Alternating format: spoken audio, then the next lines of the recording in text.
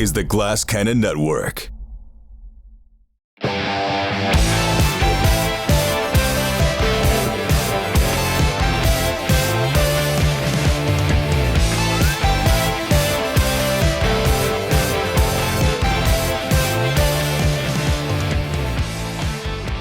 Broken! What's up, everybody? I'm Jared Logan, and I'm like so broken. And I have with me some real broken souls here, some broken individuals. My players for today in this actual play of Broken Weave, the new 5e setting from Cubicle 7. My players are Caitlin Stamas, Paula Deming, Matthew Capodicasa, and Jason Charles Miller. Hello. Hello. I'm so broken. Greetings. I'm really broken. Yeah, you guys are so broken. Can you fix me, please? I appreciate that you can Paula. see my I can fix brokenness. you. Yeah. Yeah. I'm so broken, I've made a career out of being broken. That's right. Yes. Being broken is great for art, right? It is. Yeah. Yeah. I'm not broken. I've had a regular happy life. With no All right, get out of here. You're broken. No, you are. No, we're probably mostly intact, all of us, to be honest. You know. We're some of the most intact people that play on Glass Cannon games, I think. Right. Who do you think's the most broken in the Glass Cannon? I mean, Troy. Just generally mentally unwell. You said Troy? I feel like it's Troy. Joe, okay. Sure. Joe, okay. I'm going to go Troy. Yeah, I'm going to go Troy. I'm going Troy. I'm definitely going Troy. Yeah, definitely sorry, got some demons. Definitely got some demons. I've seen him. I've personally seen him shoot up a couple times at after parties. And heroin is a dangerous drug. So, Troy, if you're watching or listening, we care about you. Or we care about you. We wish you would stop shooting heroin at the Gen Con after party. This is probably getting way too far afield for a sponsored content playthrough. Yeah, we might have to edit this slightly. This might need to be edited. You know what? Enough joking around. Troy, of course, does not use heroin, to my knowledge. Let's talk about the game, because that's really what we're here to do, guys. This is a very, very cool book and setting and supplement. It is an entire alternate way to play 5e. It's called Broken Weave. There it is. Broken Weave. It's from Cubicle 7 Entertainment. It is a post-apocalyptic tragic fantasy campaign for 5th edition. And they have such a great synopsis of the world here that they wrote for me. I'm just going to read it out because I really do think it'll tell our players a lot to start off, and it'll tell the audience a lot to start off. So here is the setup. The weave of magic is broken. That would be the titular broken weave. The gods are dead, the lands are shattered, and the world has begun to forget what it once was. Time and distance have lost their meaning, and the knowledge of how things once were crumbles like ash between your fingers. Those who remain struggle to survive in a shattered world ruled by decay, which eats at memory and warps people into monsters. Decay with a capital D, everybody. It is a specific force or concept within this game. It warps people into monsters, and it turns monsters into nightmares. But not all hope is lost. Players take on the roles of brave survivors from a small settlement located somewhere in the broken world. Together, you fight to build a home and life amid the surreal landscapes and twisting horrors around you. This game comes out on September 8th. I really, really hope people check this out, because it has been a real pleasure kind of prepping it and getting ready to play this game with this fantastic cast of players. So September 18th, and this will be a two-parter. We're gonna do some today, and we'll be back in a little bit with a second part. So, let's get right into it. Oh, also, I think there's going to be a giveaway. Look, I have to look it up in my email, but Brian McDermott definitely told me that there's going to be a giveaway. Yes. Okay. It's going to be courtesy of our friends at Cubicle 7. We're going to give one winner a Broken Weave GM screen and the deck of broken things, which is something I want to own. It's just pictures of all of us. Yes. For our Just opening. pictures of all the Glass Cannon cast, signed autographs on them. The one of Troy is him shooting up. It's fine. What the Deck of Broken Things actually does is the deck of cards that lets you take any 5e monster and add them to your Broken Weave campaign by adding broken traits to the monster. That's cool. In this game, sometimes you will encounter monsters you sort of recognize, but they have been mutated because this is sort of a magical version of Fallout. And Decay, the aforementioned Decay, is sort of like the radiation of the landscape, which mutates things like owlbears into horrifying, warped monstrosities. So it mentioned the settlements that are heroes. So the heroes in this game are called survivors, and they live in settlements. And the settlements are called havens. And one of the cool things about Broken Weave, in addition to creating characters, you get to create your haven. And your haven is a settlement that has stats and features that actually matter within the game.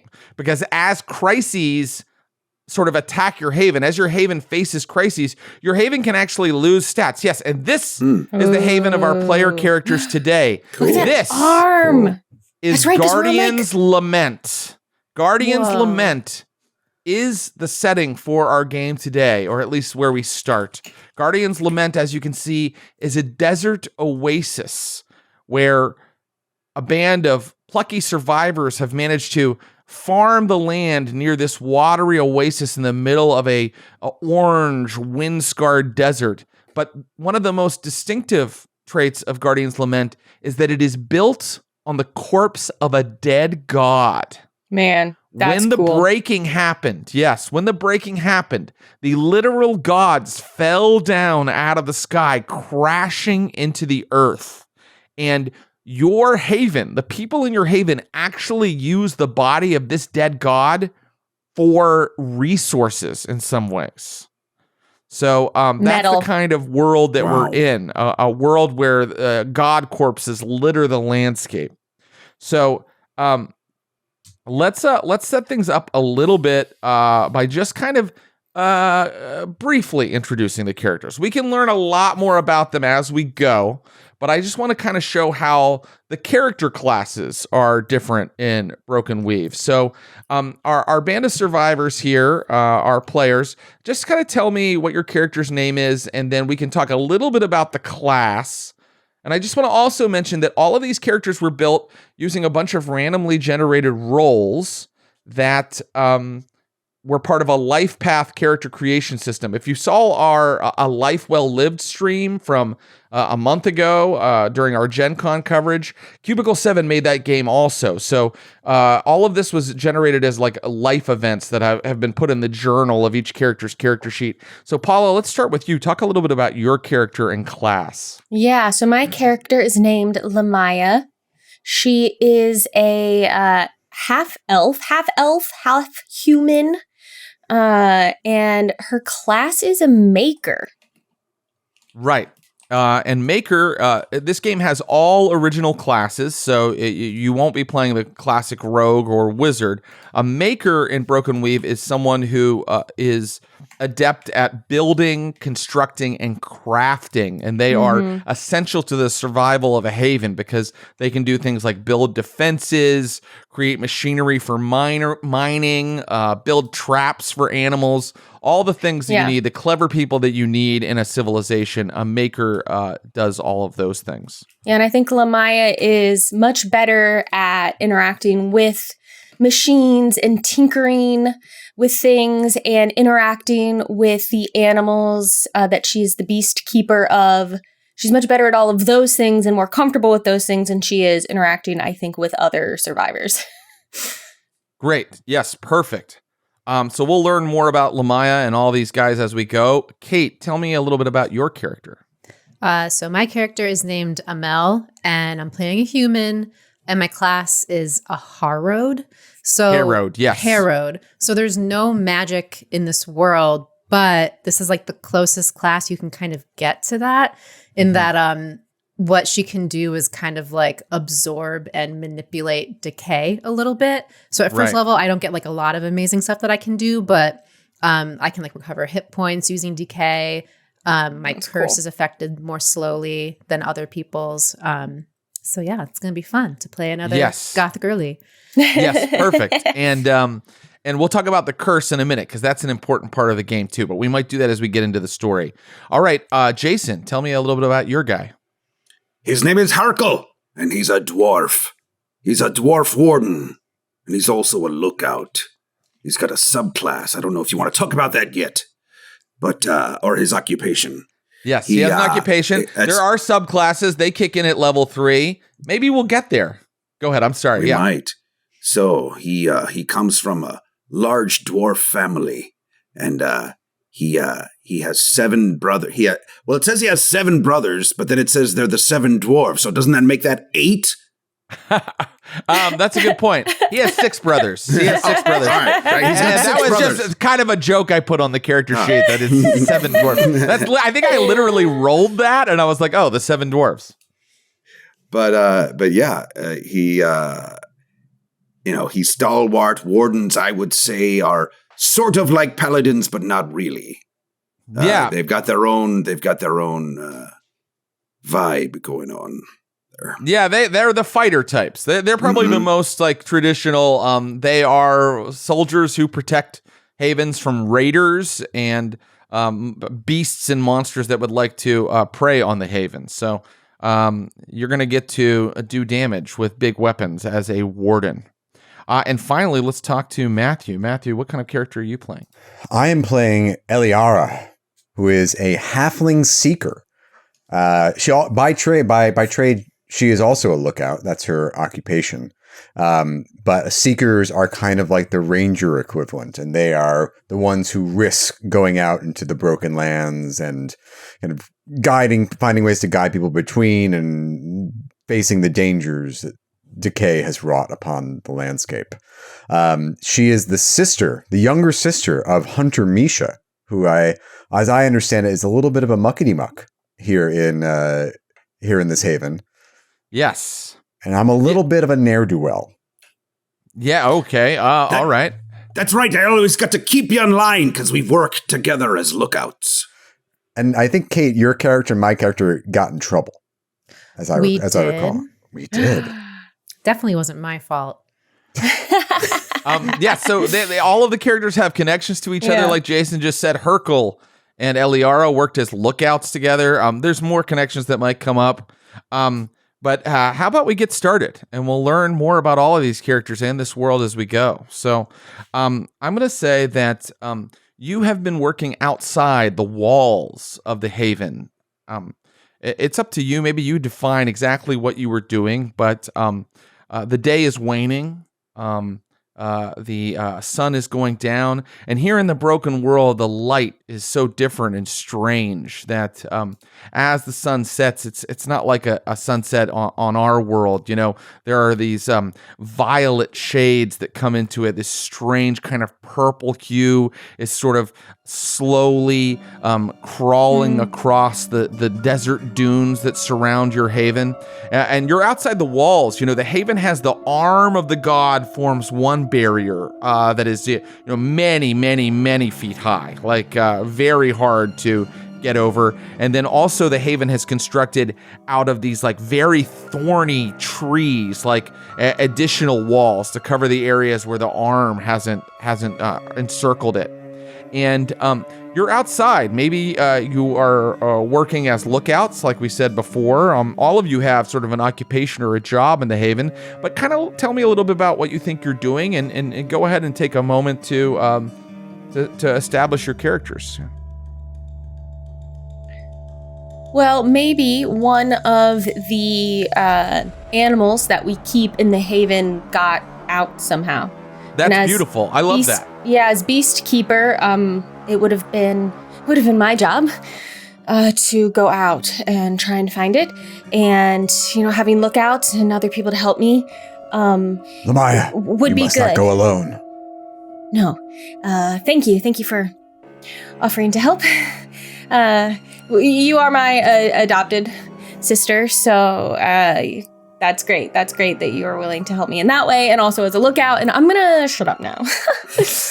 No, that's great. And what actually escaped was the type of mount that is commonly used by your haven, which is called a strongback. It's a weird kind of cross between like an equine kind of like horse-like creature, but also like a wolf. Like it's kind of combines Nice. both traits, and it also like, you know, it's weird. Its legs are sort of bony, and there are like actual like open spaces inside of its legs, like where you can actually see like the femurs and the tibias and things like that. Ew, So weird. I thought you were going to say we could store stuff in there. Yeah, I was thinking the same thing, actually. Sure, why not? Put a scroll in there. Why the hell not? Put some tools in the strongback's legs. Oh my god, the art in this book is amazing, by the way. This cool. Gorgeous art. It's a super high quality product. So a strongback has gotten loose, and you need to follow the trail to find it, and then you need to catch it. So, and I will say you're all together kind of helping to handle this. I think you guys are all sort of agents of the Haven that get a lot of like field work for the Haven, if that makes sense. So tell me how you're finding and catching this strongback. Well, Amel was climbing along the side of like maybe one of the walls or the arm to try to get a lay of the land to see if maybe she can see where the strongback had gone. And I think that she pinpointed Lamaya and Ilaria and is now heading towards them. So she heads up and she goes, "Hey, Ilaria. Hey, Lamila. Hey, Mel. Amel. What are you kids doing there? Don't waste time. Catch the strongback. Oh, okay. Right. Yes. You're right. Yeah. Okay. How do we do that? We're the most awkward How do group you in do the that? world. Let's show the basic 5e mechanic. How would you find it? You don't see it anywhere right now. You see dunes reaching off into the twilight. Survival? That's it, Hercule. Hercule the dwarf knows how these things work. Do you have survival skill, Hercule? Would you like to try it? I do. I'm proficient in survival, so I'm going to take a roll here. Whip these other people into shape and show them how it's done. I got a 9.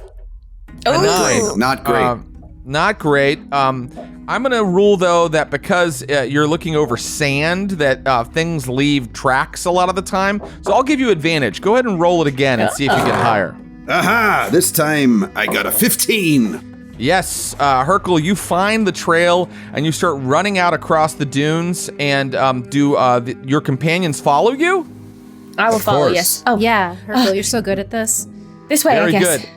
So about a quarter of a mile from the Haven, you find the strongback, and it is sort of chomping at like a little tuft of dry grass that kind of rises up out of the desert. One of the far bits of vegetation that kind of radiate out from the oasis that forms Guardian's Lament, and it's making the noises that a strongback makes, which are more dog-like than horse-like. It's like going like.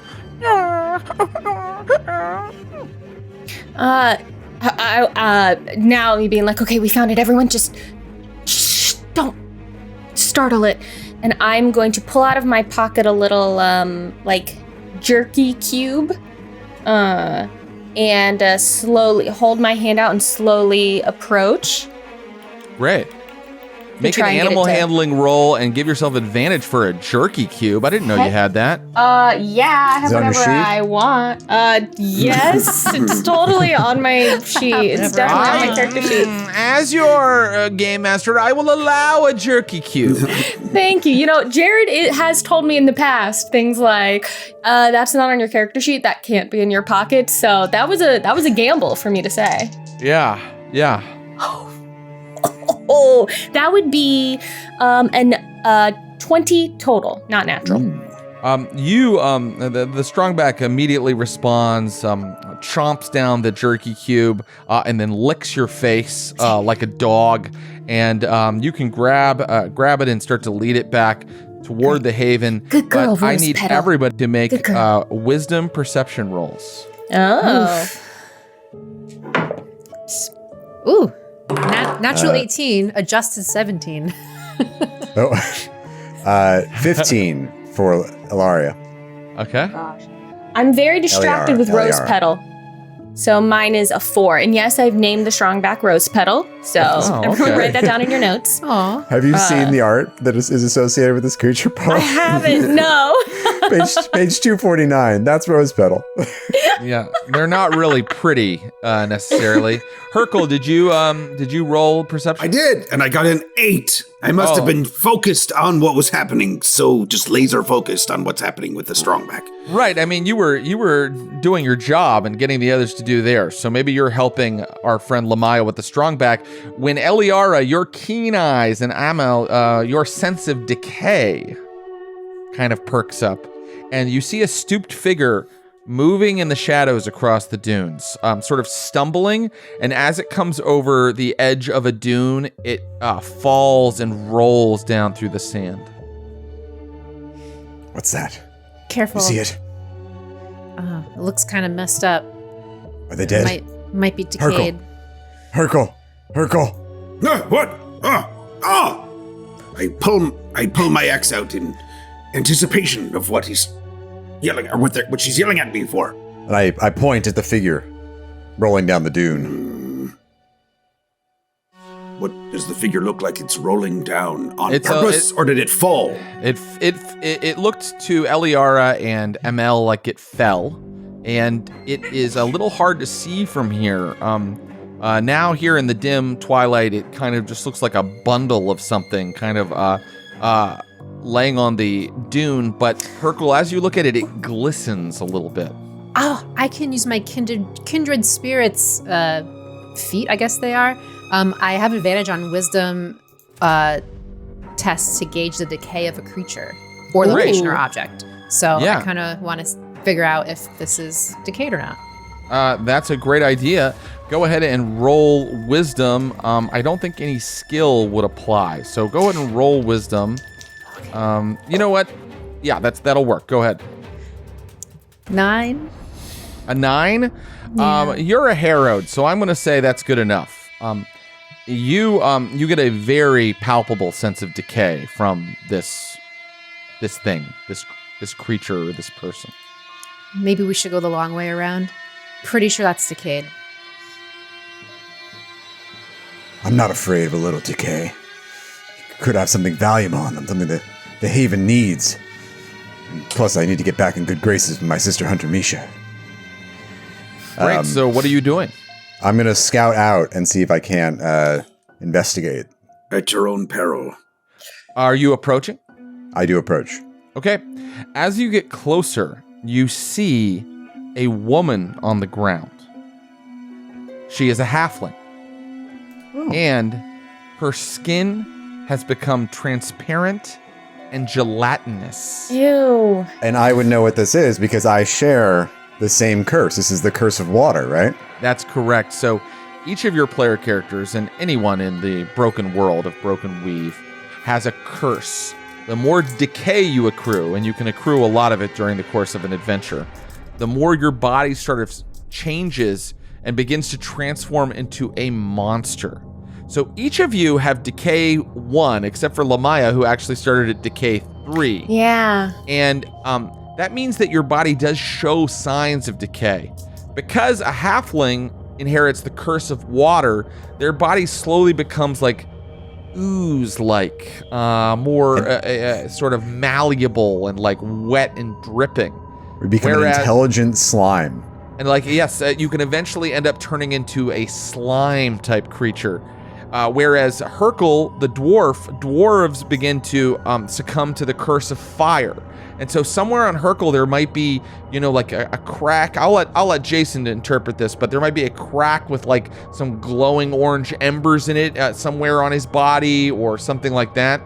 Humans have the curse of wind and they become undead eventually. And elves have the curse of earth and they become crystalline entities as they transform. Sorry, I interrupted you, Jason. Oh, I just said I tried hard not to pick at it. A little crack in my skin with fire just shoots out every once in a while. Yeah. On my left elbow, right here. So Eliara, this is clearly someone in a advanced state of decay. Okay. I will. Do they seem dead? Are they not moving at all, or dead or unconscious? Or Why don't you give me a medicine roll? okay. Or call someone over who can. Yeah. That I'm okay in wisdom, but I'm not trained in medicine, or not proficient in medicine. So, you know what? You can make the check, but you just will have less of a bonus to add to it. Yeah, give me the check. I'll just do a wisdom check then. Crack die. 8. Yes, they are alive, and they are in an advanced state of decay, but they have not yet become a drainer, which is when a halfling fully turns into a malleable, amorphous monster. So as a halfling who was adopted, I feel a special kinship to this, the plight of this poor soul, so I will rush to them. You do so, and you see that they are still, they still have the accoutrement of travel on them. They still have clothing and, bags with them. It looks like that they were kitted out to kind of travel over the broken world somewhere. But their skin, as I said, is translucent, so you can actually see into her skull beneath. Wow. And that is when, no perception roll needed, you guys notice that 2 figures are running from the haven toward you. And you recognize them pretty quickly. They come up upon the people that have stood back. We're talking Amel and Lamaya and Herkel. And they are Eldest Heron, who is one of the council of the haven, and Hunter Misha, another member of the council. Eldest Heron is a human. He has like a scar on his head from some former life. He was branded in some way. Ooh. He shows some signs of decay, and for humans that means like they slowly become undead, so they have just openings in their face with like shadow or emptiness beneath. And Hunter Misha is a halfling and a warden, a fighter for the haven, and she approaches. And she also, bears some signs of the curse of fire. Maybe her eyes glow like embers a little bit. Eldest Heron approaches and says, "Who is this? What have you found?" Hey, Dad. Amel. I think we found someone who's going through their curse. He takes a couple steps closer, but you can see he's very hesitant. And when he sees the state that the halfling is in, he quickly steps back. But Hunter Misha, the halfling, runs all the way up and kneels beside the body. I think Eliar is like, "Help me! Someone help me!" Hunter Misha is looking over the body, deciding where she can touch it or how to help. And she says, "We have to take them inside." And Eldest Heron says, "No, it's out of the question. The decay could spread throughout the haven." Is it? Do I get a gender from this particular halfling that? Yes, it's she. Yes, okay. It looks like a woman. There's so few of us left, so few survivors. She could die. You'd leave her here to die. She's going to die. Everyone eventually will succumb to decay and their curse, and there's no way back from that. You know that, right? I choose to keep the hope alive within myself. Sure. But by doing that, you endanger the whole community. It's a hard task, but we must leave her out here. We can treat her out here, but we cannot bring her back. The decay is too strong. Lamaya, do you want to weigh in, or do you stand apart? I'm currently standing apart, but how much about decay do we know? Is it it can spread through touching? How contagious would Lamaya think decay is? It can be contagious. It can spread among people or even locations if it is not properly kind of handled. You would know that it's possible to take someone in who has decay and even in some ways reverse decay using certain procedures that are rare and hard to carry out. So it would be a risk, is my point. It would be a risk. Lamaya will come closer with Rose Petal and say, we could perhaps not take her inside, but maybe stay out here with her, ease her pain, and be with her as she succumbs and then put her out of her misery? Is that a kindness? Can she still talk? Maybe we can figure out where the source of the decay that affected her is from. You can certainly kind of try to figure that out, but I'll go ahead and tell you, ML, you look at her tracks spreading in, it's almost dark now, across the dunes, and it looks like she's come pretty far. There's no, havens are isolated, so there's no place right near you, no community of halflings. There's not another village 5 miles away, she has to have come a long way. She's not part of our haven? No, you don't recognize her. No, great question. You do not recognize her. Anything on her that might let us know what haven she came from? That's a good idea. That is a great question. So, would you like to look through her belongings? Yes, I will take out my fire-hardened spear and kind of loop it over, if she's got a rucksack or something, kind of around the strap to bring it toward me without touching her, and then look through and see if I can see anything. It's okay to leave her to die, but it's also all right to loot her body. I'm not looting. I'm trying to find out who she is.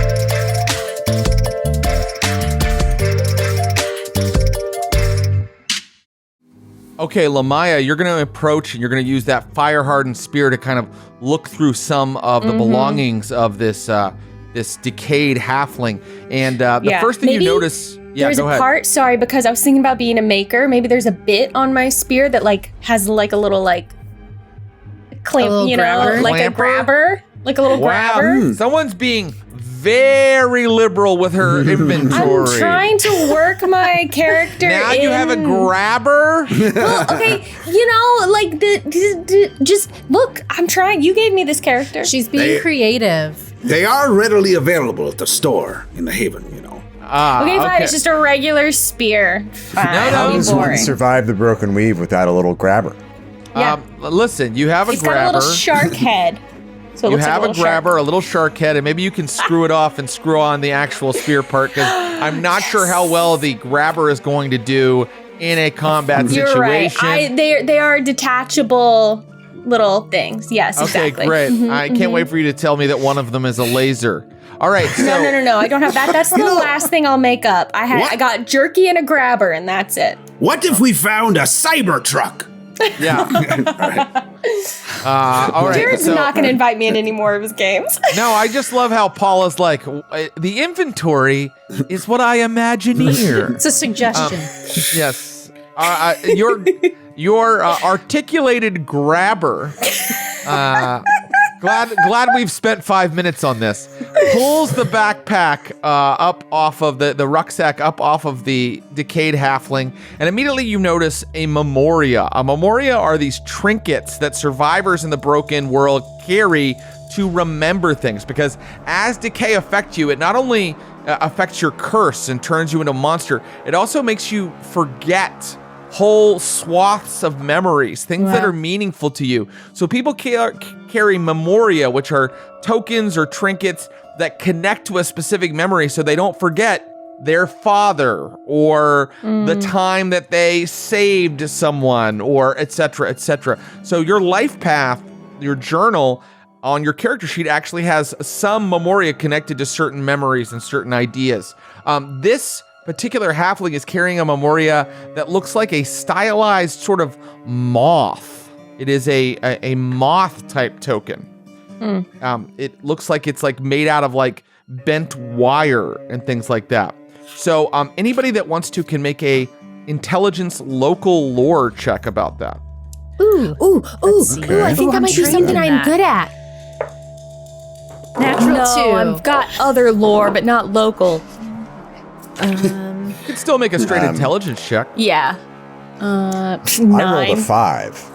Okay, that's not good. Yeah, I rolled a 6 adjusted, even though I'm trained in that. All right, you're not sure what this moth implies or what it is. Wow, we suck. I think Amel's a little afraid of it because it looks like a dreadwing.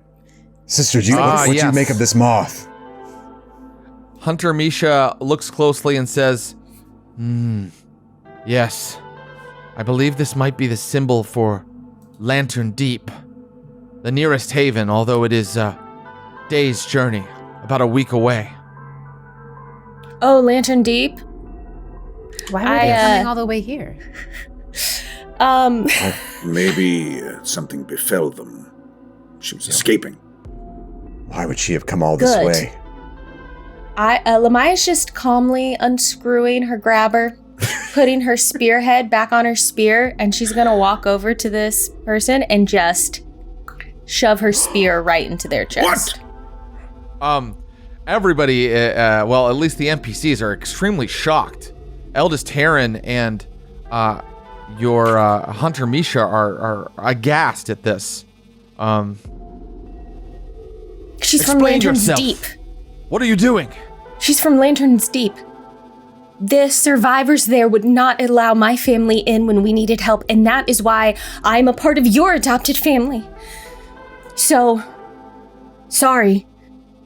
My father didn't get to live, so she doesn't either. And I just go back, put my spear away, and go back over to Rose Petal. As you pull your spear out, it is covered in goop and sort of, stretches strands of the halfling's gelatinous body from it. And you get the feeling that because of the state of decay the halfling is in, the halfling, even though it was just stabbed, may not be dead. Oh. So, if you actually, Eldest Heron comes to you and says, Lamaya is right. Let us return before this decay affects us. Come, Amel. And Eldest Heron starts heading back toward the haven. Okay, Dad. Come on, guys, let's go. Wait. What? Wait. If she fled all this way, a week's journey across the broken land, I think Hercule is right. Something must have befallen Lantern's Deep. It might be coming for us. I should range out, investigate. Eldest Heron and Hunter Misha look at each other, and Hunter Misha says, "No, it is not time for you to range out alone. Come, brother." And Eliara is like, I've ranged out this far before. Sure, Hercule, you've seen me range. You've seen me from the lookout post. You've seen how far I've gone. If it's a week's journey, though, you can't go alone. Let us see what else we can find on the halfling's body that might be able to give us some information about what happened. Oh, with that being said, Lamaya, who's got the bag of stuff, she's wiping off her spear on the ground, which is really just coating it probably in like sand, as it sticks to the goo, and then I'll dump out the bag so we can go through it. Yeah, you find a silver locket. You find gold. She's carrying nuggets of gold.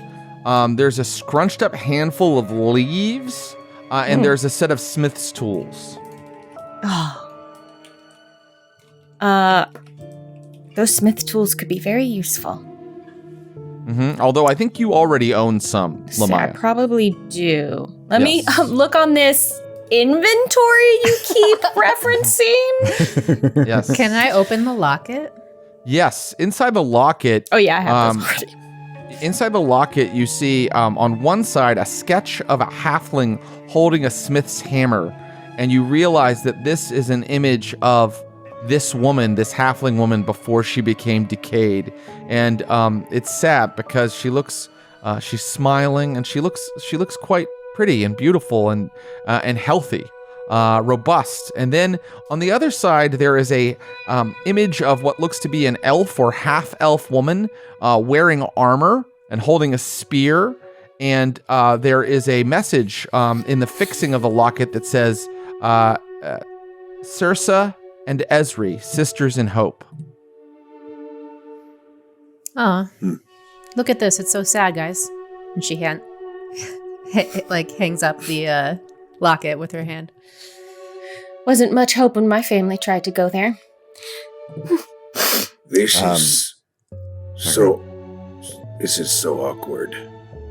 Yeah, you're right. And she puts it back down in the sand.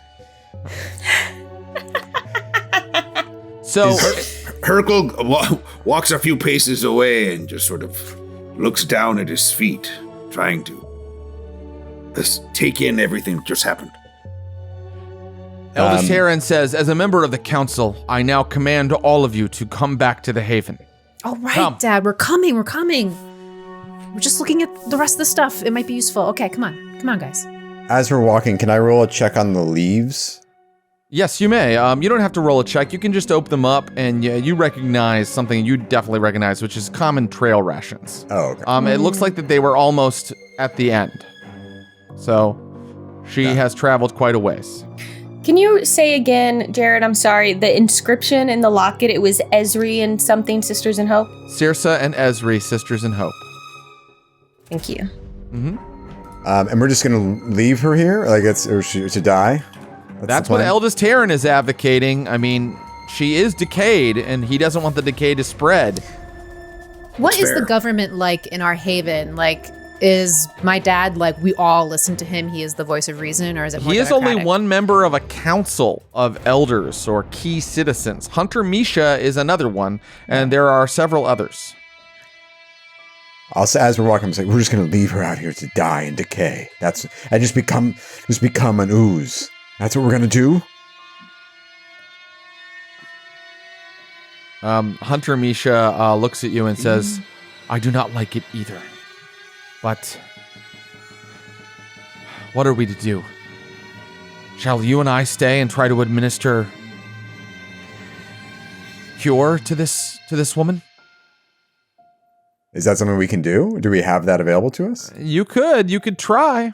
You could try to just get her conscious again. She has not fully transformed into an ooze. You could try to get her conscious, give her water, try to do some things that might arouse her. Yes. What about the whole spear in the chest thing? Yeah. Isn't that kind of speeding the process along, you might say? That is a very good point, Hercule. I think that it's going to be harder because Lamaya stabbed this woman. That's it. Yeah, that does present an obstacle. Very good point. I mean, I guess Eliara would probably advocate either for administering cure or try putting her fully out of her misery. Okay. Well, then what are you deciding to do? Hunter Misha agrees. We should destroy this thing. I will stab her again. I'll defer to my elder sister even if I don't like it. Hunter Misha walks up. She brings out a brand and lights it, and then sets the body on fire. You hear a squelching sound and a high squeal, like two balloons rubbing together, and then the body burns and is quiet. And you all go back to the Haven. I'm now going to cut ahead to dawn of the next day. As the sun rises over the sandy hills, suddenly there is a tremendous tremor through the land. Everything shakes. And the wildlife around the Haven, the scant, strange birds that alight on the trees, they all take off into the air, and the strongbacks all start to yelp and howl and pull at their bonds, and you all feel a sense of dread, but in particular, Amel, as a Herod, you feel just a wave of decay coming from the east, coming from the direction the halfling traveled in. You've been going about your morning preparations for whatever it is you do, and the dread and horror at the strange tremor has passed through the different citizens of Guardian's Lament when you learn that a council meeting has been called, and you are all invited to attend. So, in the main structure, the permanent structure, an old temple that was near the oasis that acts as the administrative center of the haven, you all gather. You know, at one point it was beautiful. It had like these flying buttresses and delicate curved archways, but now it is cracked and tarnished. But here in a large council room, a room that's used as the council room, you see Eldest Heron again and Hunter Misha, along with the other members of the council, Youngest Dolor, who is a forgotten, a kind of a scaled red creature, and then New Blood Gareth, who I believe is a elf, and then Gardner Vig, a dwarf. The entire council is there, and they are debating what to do. You can listen for a minute, or you can go ahead and give your input if you think your character would kind of step in and say something. Lamaya would listen. I'll listen for a minute. I'm not going to interrupt my dad. You hear Youngest Dolores say, "Well, we need to do something. We could be dealing with a Titan." Oh no. And Hunter Misha says, "We don't know that. We don't know." But they all seem a little bit, you know, these are the leaders, so they're known for having calm heads, but they all seem like their stress has gone up a notch, and they're all like kind of talking a little bit more urgently than normal. Yes, sure. Go ahead. Go ahead, Eliar. When hearing that, Eliar, I think will stand and will say, "I volunteer to seek and find what is going on. If it is a Titan, I will report back.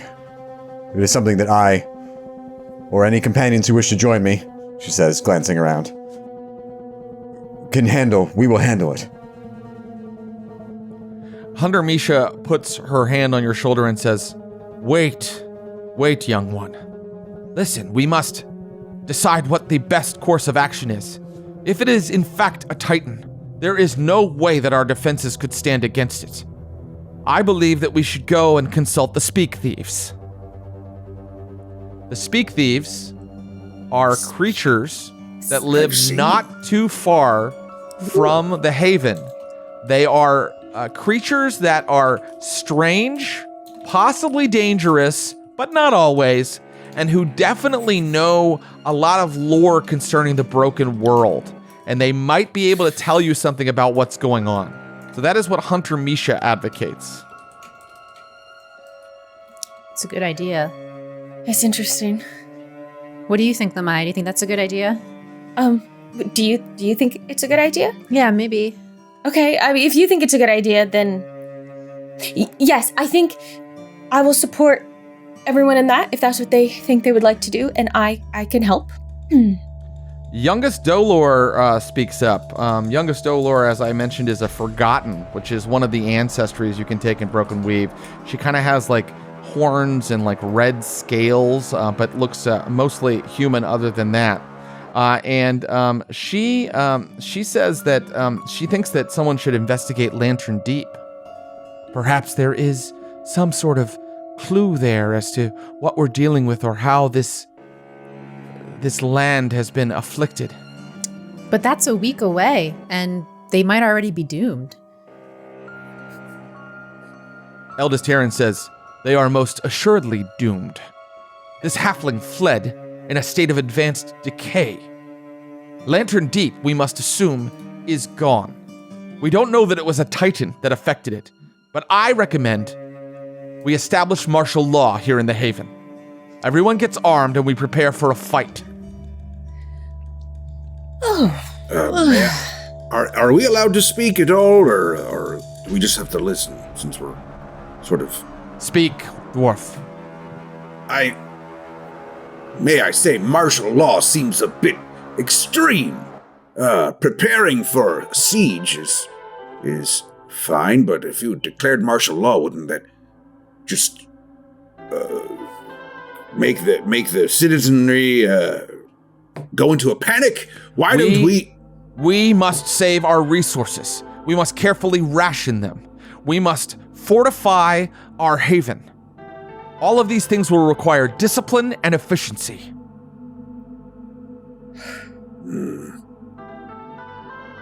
Okay, Dad.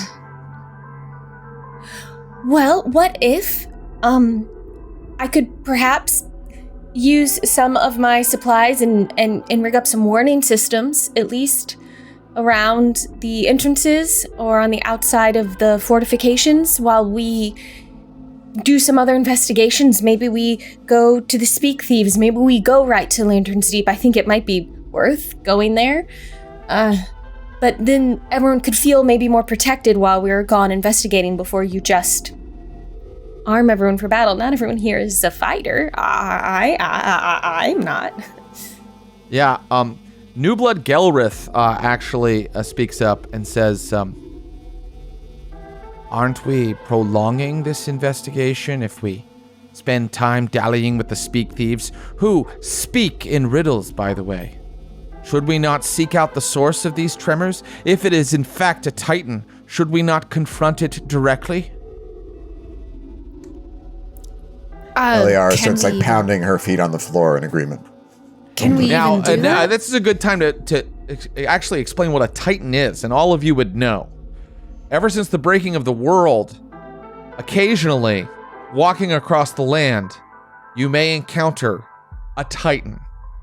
Hundreds and hundreds of feet tall, alien to the point of being unrecognizable as any species that once dwelt on this world. Think Neon Genesis Evangelion mixed with Dungeons and Dragons. Yes. Look at that. They are scary and horrible. A tremor like that definitely denotes the movement of a Titan. And if it is heading toward Guardian's Lament, it will not only destroy it if it walks right through Guardian's Lament, but it spreads, all Titans spread decay in their wake. Ooh. So even if it bypasses Guardian's Lament, it may spread the radiation of decay into your haven, essentially killing or transforming everyone in your haven. Maybe if it is a Titan, we could try to direct it away from our haven. I don't think we could defeat it. Yes, yes, put it on a different path. I'm feeling the need to make a pros and cons list. Okay, so let's lay out all of our options. We have Speak Thieves, we have go directly to Lantern's Deep, we have arm everyone, and we have go meet the Titan head on. So those are 4 things. So what do we get from each thing, and which one is the best one? I like Amel's idea. If we can scout, we can seek out, discover what happened to Lantern's Deep, and if we encounter a Titan, perhaps find some way to draw it away from the haven. I agree. I'm fine to go see the destruction at Lantern's Deep. Very good. You seem a little excited by that. Well, I don't know. No. No. Who, me? No way. No, I don't care. So, the council sort of fights and argues for a minute, but because you do have support from some council members about going to Lantern Deep, like New Blood Gelrith even thinks that, regardless of what you find at Lantern Deep in terms of clues, there are supplies there. And you could drag some supplies back to boost the supplies that are already here in Guardian's Lament. So they all agree to send you to Lantern Deep. Because you have stated your case and made a decision, youngest Dolor makes sure that she procures extra supplies for you before you leave. So now it is time to prep for a journey. Yeah. And Broken Weave has its own journey system. And I am going to take you through that right now. It's pretty fun and interesting. Every time you make a journey in Broken Weave, because the landscape is so twisted and irradiated with decay and weird, a lot of strange things can happen to you while you're traveling. It's very hard to travel through this world. So the first thing we do is set the route. And I can tell you that the distance to Guardian's Lament, normally, if Decay doesn't somehow twist or warp the landscape, will be 9 days. Oof. All right? One of you needs to take the role of leader. One needs to take the role of outrider, who's like the head scout. One of you needs to take the role of quartermaster, the person who keeps track of supplies. And one of you needs to be the sentry, the person who stays with the party and kind of is a lookout for any potential threats. I think I might be well suited to being quartermaster. Yes. And I think as a seeker, I probably am well suited to be the outrider. All right, very good. I mean, we'll work as lookouts, so. A sentry. Oh, so I guess I'll be the leader? Looks like you're the leader. Wow. Amel. You can lead, Amel. Nepo baby. Never had friends like this before. What? What'd you say, What? Valeria? What? No, you are a good. She's Listen. observed Did you lots call of me a baby? strong leadership. So each of you has an ability having taken one of these roles, all right? As leader, Amel, you can once per journey use a reaction to have a party member re-roll a failed test. Cool. Once per party member per journey. The outrider, when I roll an encounter, you can roll 2 and pick which one sounds better to you, outrider. The quartermaster, you have 2d6 supply dice. Okay. When someone rolls a test during the journey, you could spend one of these dice and roll it and add that to their test total. Oh, cool. And Sentry, you have the same thing. 2d6 focus dice. You can spend one at a time, like 1d6, and you can spend a focus die to add to an ally's saving throw. Not a test, a saving throw. All right? This is so cool. It is very cool. So keep those in mind. If you forget them, no problem. We don't need to use all of them.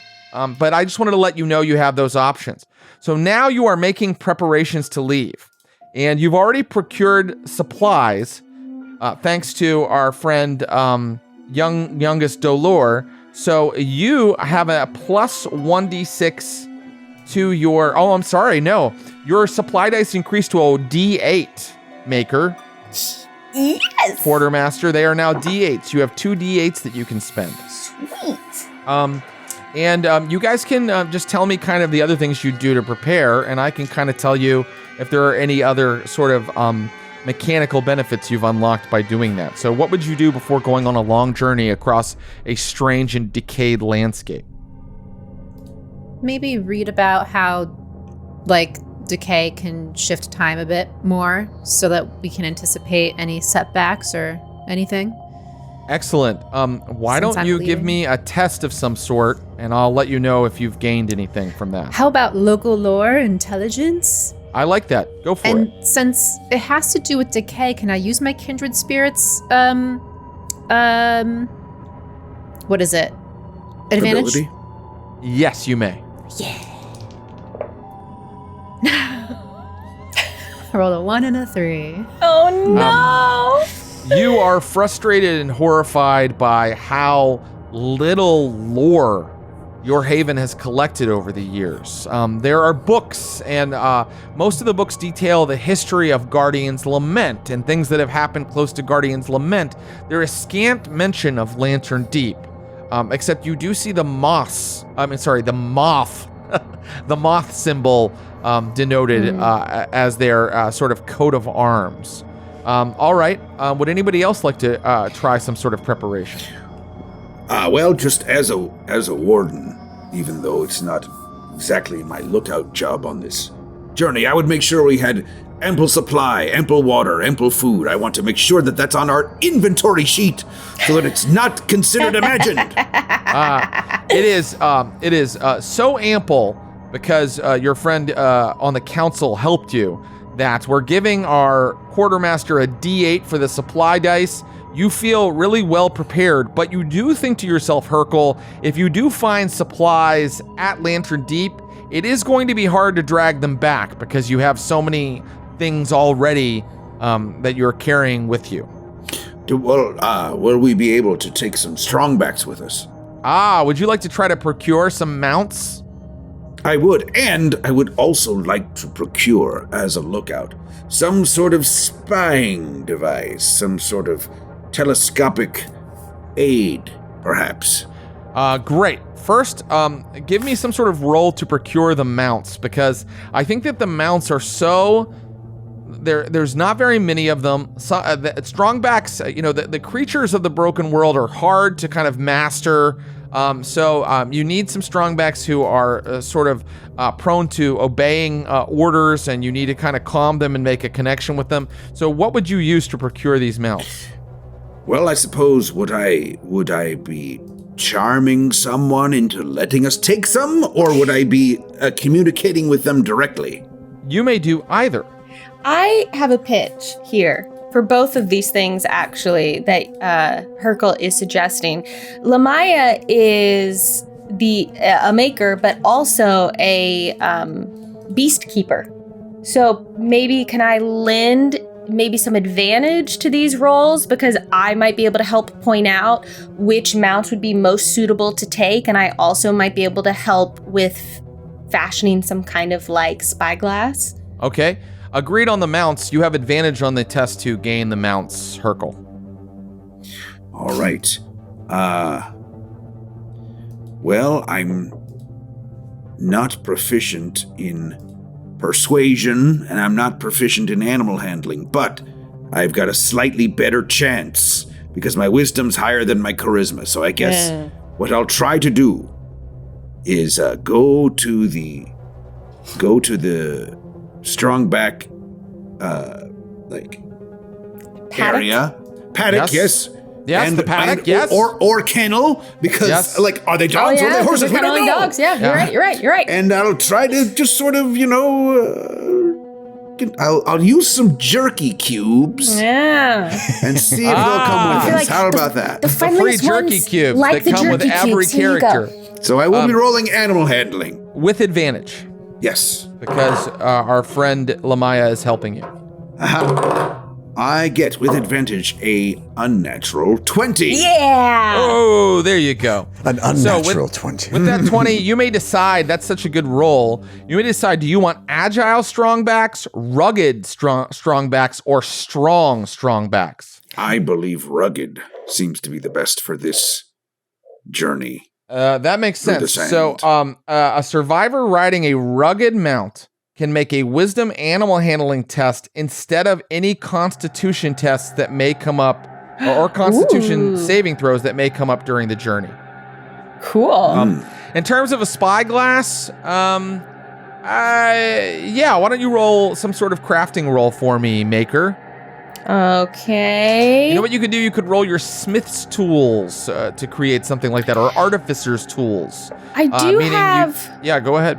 Sorry, I have a maker's kit, which is spend 1 hour to create a useful item. And for I have a creation bonus +4 and an invention save DC 12. What do any of those things mean, GM? I think that means that whatever roll you make right now, you're going to add +4 to it. Perfect. And then you're going to also still use your proficiency bonus because you're proficient, I believe, in artificer's tools. Are you not? Yes, I am. Okay. So go ahead, and that's a +6 altogether to that roll. Okay, come on. That would be a 21. That is a great roll. You have fashioned a very workable and collapsible spyglass. And that spyglass is going to give you advantage on if perception tests come up. Perfect. Like and that. I will hand that over to Hercule. I think you'll be very happy with what I've come up with. Excellent. Much thank you to you. Yeah, you're welcome. Okay. Are there any other preparations, or are we perhaps ready to go? Yeah, well, so Eliara has two abilities I think are going to come into play. One is an ability called Lead the Way, which allows me to ignore difficult terrain, and I get advantage on Outrider tests, and now I understand what that means. So that'll be useful. But the thing I think is going to, I want to talk about now is this ability called Walk the Old Paths, which allows me to place waymarkers, but it also allows me to locate waymarkers, which is an activity I can do when we're out on the journey. But I guess my question is there any geographical preparation I can do? Can I roll survival to study maps, to study my knowledge of the network of the waymarkers, to kind of give us a little bit of a speedier journey? Yes, you absolutely may. What kind of test would you use to do that? I mean, I was thinking survival. I'll allow that. Yeah. Okay, great. You sort of get out old maps, which, by the way, the broken world twists and changes. The actual landscape changes. So sometimes the maps are not extremely reliable, but your knowledge of waymarkers are something in the broken world that do not move. So definitely as someone who's ranged out, you know where a couple waymarkers are located. So I can say you look over and consult these charts, and you would roll survival for me, please. Okay. Natty 18 for a 22. That is excellent. Because of your excellent scouting ahead via maps and planning, each PC can reroll one failed save during this journey. Hey! Nice. I'm depending on all of you to remember all of this. So what I fully expect is that on the journey, one of you will be like, I have a thing I can do. Which is completely fine. We'll figure it out. But what is it? But what's the thing? And then we'll have to remember together. We'll have to remember together. Okay, so it is time now to make the journey. And so you head out on your rugged, strong backs, and they plod up over the dune and then down again. I give Rose Petal a pet goodbye because I don't think she was rugged. I think she was an agile, so we say goodbye to her. Okay. What are the names of our rugged strongbacks, Paula? There is Bruce, is one of them. Yeah. There is Bosco. I love it. Yeah. There is Bream. Bream. Yeah, and then Bruce and Bream. Bruce, Bream, Bosco, and Brian. Great. Brian. But Bruce Brian Bream. is spelled, it's a Wow. fantasy world, so it's spelled Bryin. That is a strange spelling of Brian, but It's a fantasy definitely world. a fantasy spelling. Yeah. So Bruce Bream, Brian, and Bosco, they take you up over the 4Ds. slope of a dune and then down again, and you soon become used to that sort of like shift in weight that happens as you start to kind of go down a dune and then up again. Many hours pass that way. Many days pass that way. In fact, we know that the journey takes about 9 days. Let's see how many days happen before an encounter occurs. In fact, 7 days pass before an encounter occurs. Wow. This seems easy. Too easy. Each day, you move along, you rest at night, you eat, you share fellowship. And in fact, Broken Weave also gives you campcraft activities, which was something that was introduced in A Life Well Lived. We're going to go ahead and bypass those now, but I just wanted people to know all the stuff you get in this book. And we're going to go right to the encounter. So Sorry, Jared. I think, yes. Could I be placing waymarkers along as every long rest?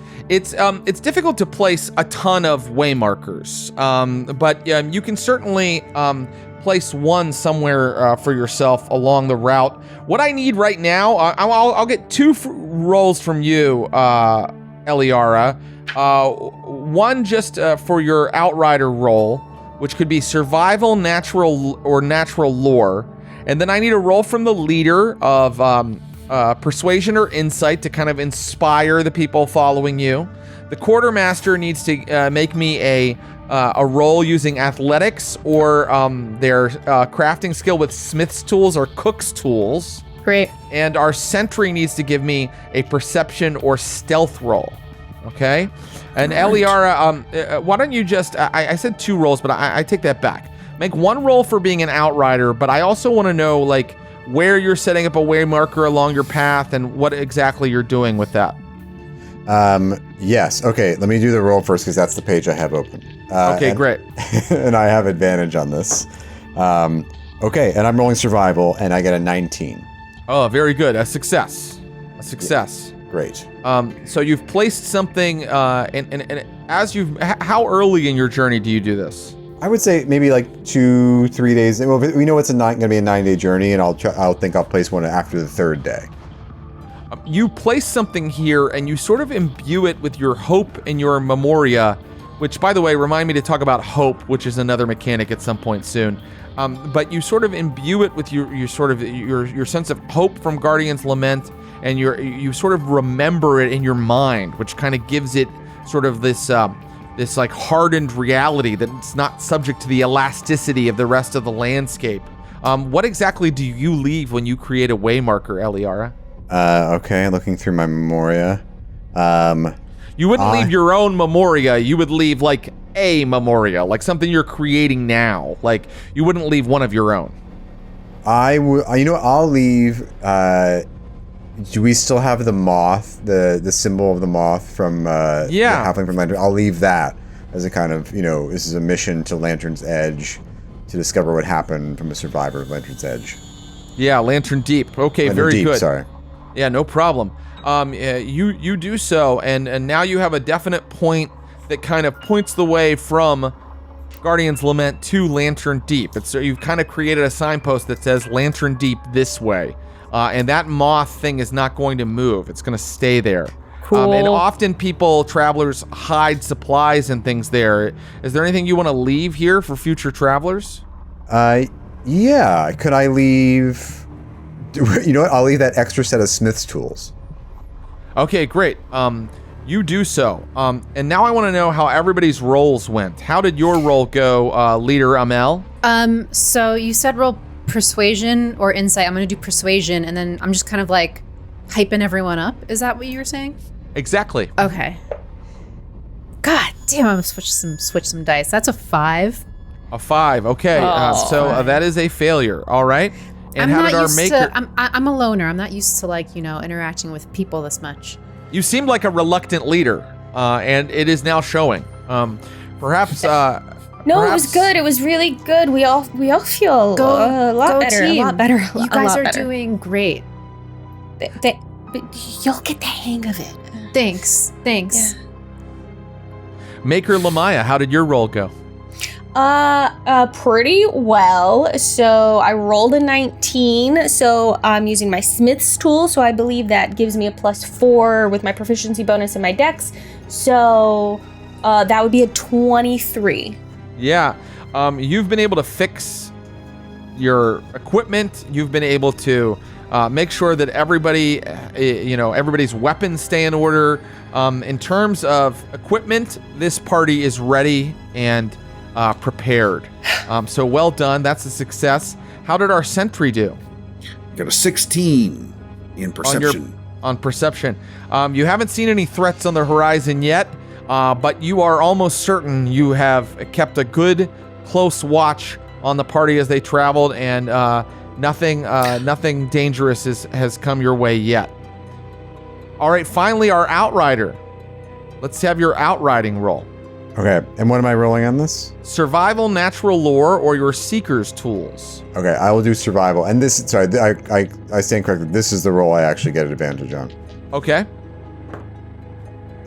Natural 15s for a 19. Same roll. Okay, right? great. Hey.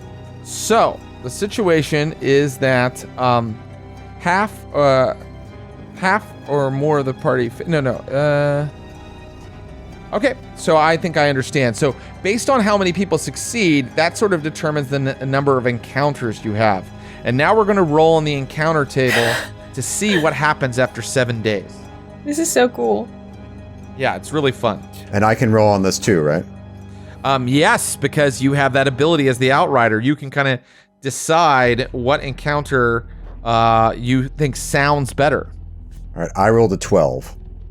Okay, so the encounters to choose from are either one called Beacon or one called Majestic Sight.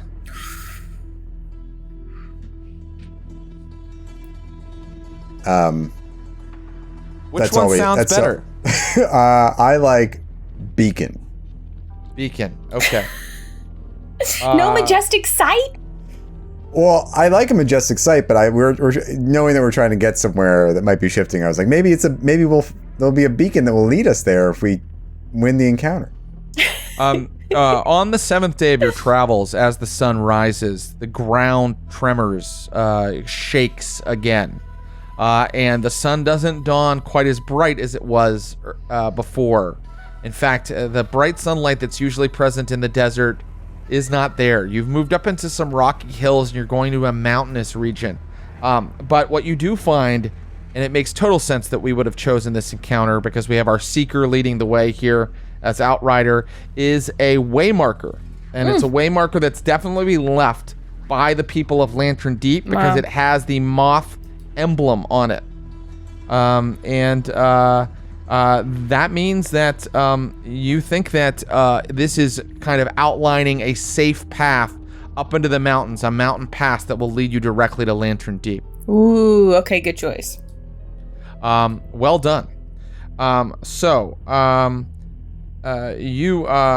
You are now approaching 2 more days pass, and because of these excellent rolls, there are no more encounters. You've been very lucky. I can tell you that a lot of weird stuff can happen, and most of it is bad. So you've been really lucky on your journey here. The only other thing I'll say is that your haven is in crisis with this strange earthquake happening every morning, and because a week has passed, I am now going to do crisis damage to your haven. Oh no. Hey. Yeah, it's bad. Not it means cool. people are panicking. It means people are leaving. It means bad things are happening to your haven. And it can even mean decay increases in your haven. So if you guys don't handle this quickly, you may come back to a haven you don't recognize. Oh no. Oh, and look at that. I rolled the highest amount of decay. Jared, stop. Of course. First decay affects your resources in the haven. Your resources are 9, and you have taken 6 damage to the resources. Holy cow. Which is like a resource HP for your haven. Then it starts to affect your population as people start to die or leave. So if you lose 3 more resources, then I will start subtracting from your population each week that you are out traveling around and have not solved the problem. All right, we've come to the end of our journey. And at the end of the journey, there is another process that you go through. Hold on, here we go. At the end of the journey, everybody needs to make a Constitution saving throw. Okay. But we're on our rugged, strong You are on your backs? rugged strongbacks, that's true. So we can do something instead. That's right. Well, yes, you may make an animal handling roll instead. That's a really good point. No, thank you. Oh. I'll take the con saving throw. And remember, if you fail this, you can re-roll. Reroll. Oh, I was right. about You to get say one of that. those a day from my thing, and then an extra one from Alaria's thing, right? And depending on what people roll, I might be able to spend a D8 to add to it. So we'll see what everyone's results are, and if I need to. Well, give this a is D8. this is Amal's wheelhouse. She's not a great leader. Her dad made it look easy, and she's struggling a bit. But I rolled a natural 18, so that's 23. Wow. Very good. So did anybody fail? I am going to. certain Or wait, I know failed. the DC, you don't I? Yeah, I got a 17. Okay, that's good. I think I'm I'm going too to- distracted missing rose petal because I rolled a 2, Okay. which gives me a 4 total. Maybe should I I'm roll my D8? going to use my re-roll because I rolled an 8 total. And Oh, I yeah. suspect that's We get the that's re-roll. bad. I forgot. Yeah. You literally just said it. I'm re-rolling. I feel like this Because might of give the us map. damage. It's like how we weathered the journey, you know? Yeah. All right, on my re-roll, I got a 20 animal handling. Very good. Nice. I got a 12 animal handling, so I'm going to spend one of my D8s on myself to add Yes. to that.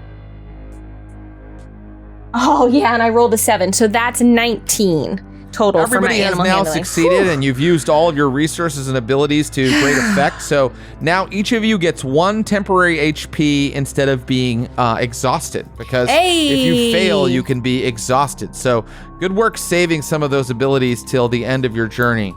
And now you come up through the pass in the mountains, and then spread out before you, kind of in a little like valley or nook, is Lantern Deep. An unnatural gloom hangs over it, and there are weird shadows between the buildings that are all kind of nestled together amid the rocks of the mountains. I mean that there are shadows moving down there, and weird lights kind of reflecting against the different stone hovels, and you see strange shadows kind of flickering through those tiny streets and lanes. And as you watch, you spot a crucible move through one of the nearby streets.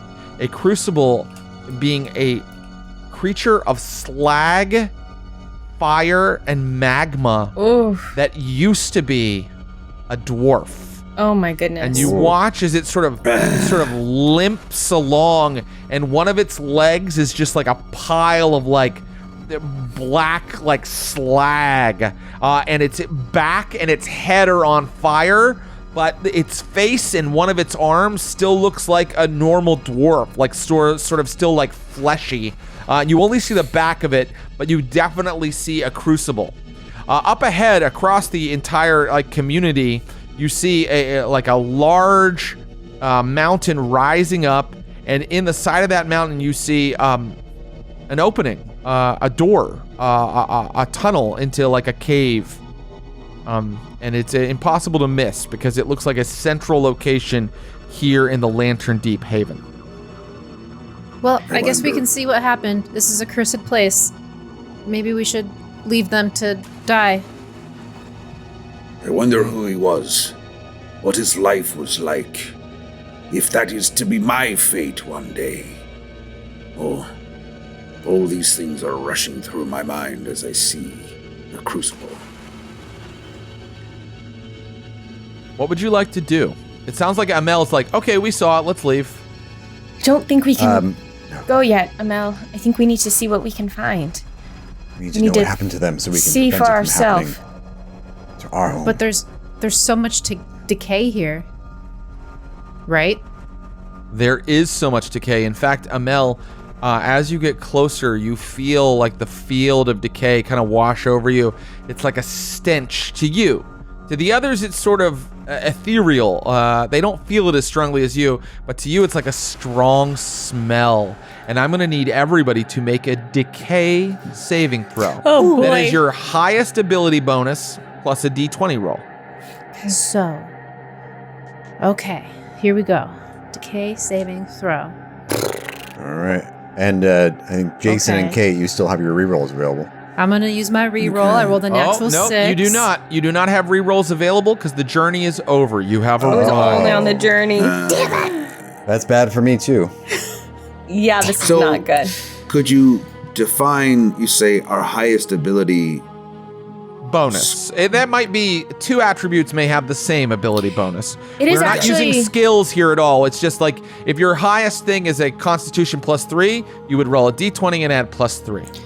There is a decay save slot on the character sheet as well under your proficiency bonus. Mm-hmm. So it might just be there. Well, whoever made these pre-gen characters probably made some typos, and I'm going to go and yell at them later. What an idiot. Well, I do see, though, under strength, it says saving throws +5. But my strength is my strength is 16, so I have a +3. But then it says saving throws +5. So is that some sort of warden thing? I'm not positive, but I'm going to. No, it's your proficiency bonus. You're proficient in strength saving throws, and then you have a +3 to strength. So that's just what you roll for strength saves is +5. But I'm not positive about this, but I'm going to rule that a decay saving throw is different. It's not a strength saving throw. It's a decay saving throw. So you may roll your d20 and add +3. Thank you. I got a 9. Okay. Same. Okay. 21. Okay. How'd you do, Eliara? I rolled a 12. Very good. Lamaya, Amel, and Eliara all gain +1 decay. Okay. I think that advances my... Yeah, how does that advances your work? curse. Yeah.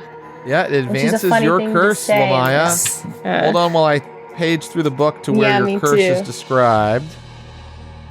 And are you sure you don't have any kind of ability you'd like to use there, Amel? And I'm fishing. You may not actually. I don't have at level 1. I don't have like a lot. I have when I do gain decay, I can recover hit points, but I haven't lost any. So that's kind of like the boon that I have.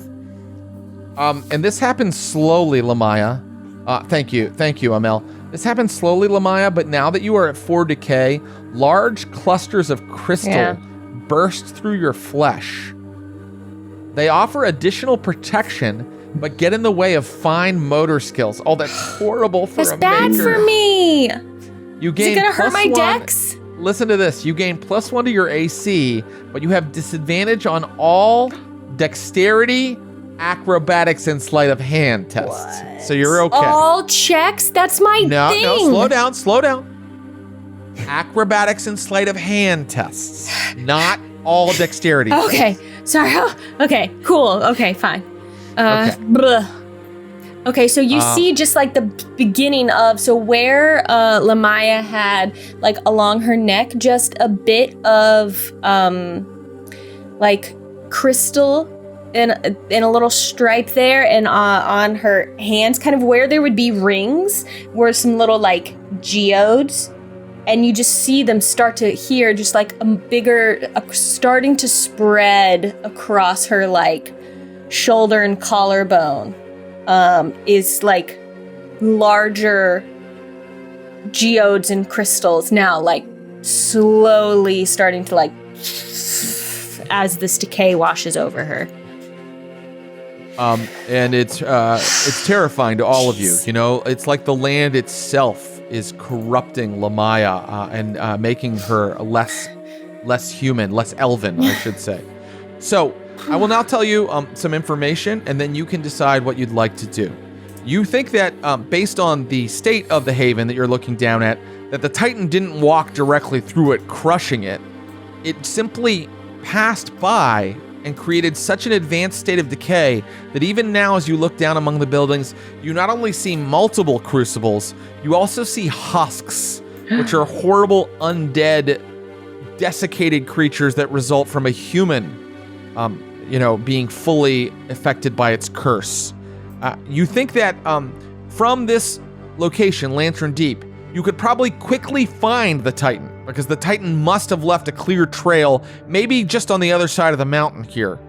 Or you can continue to investigate Lantern Deep.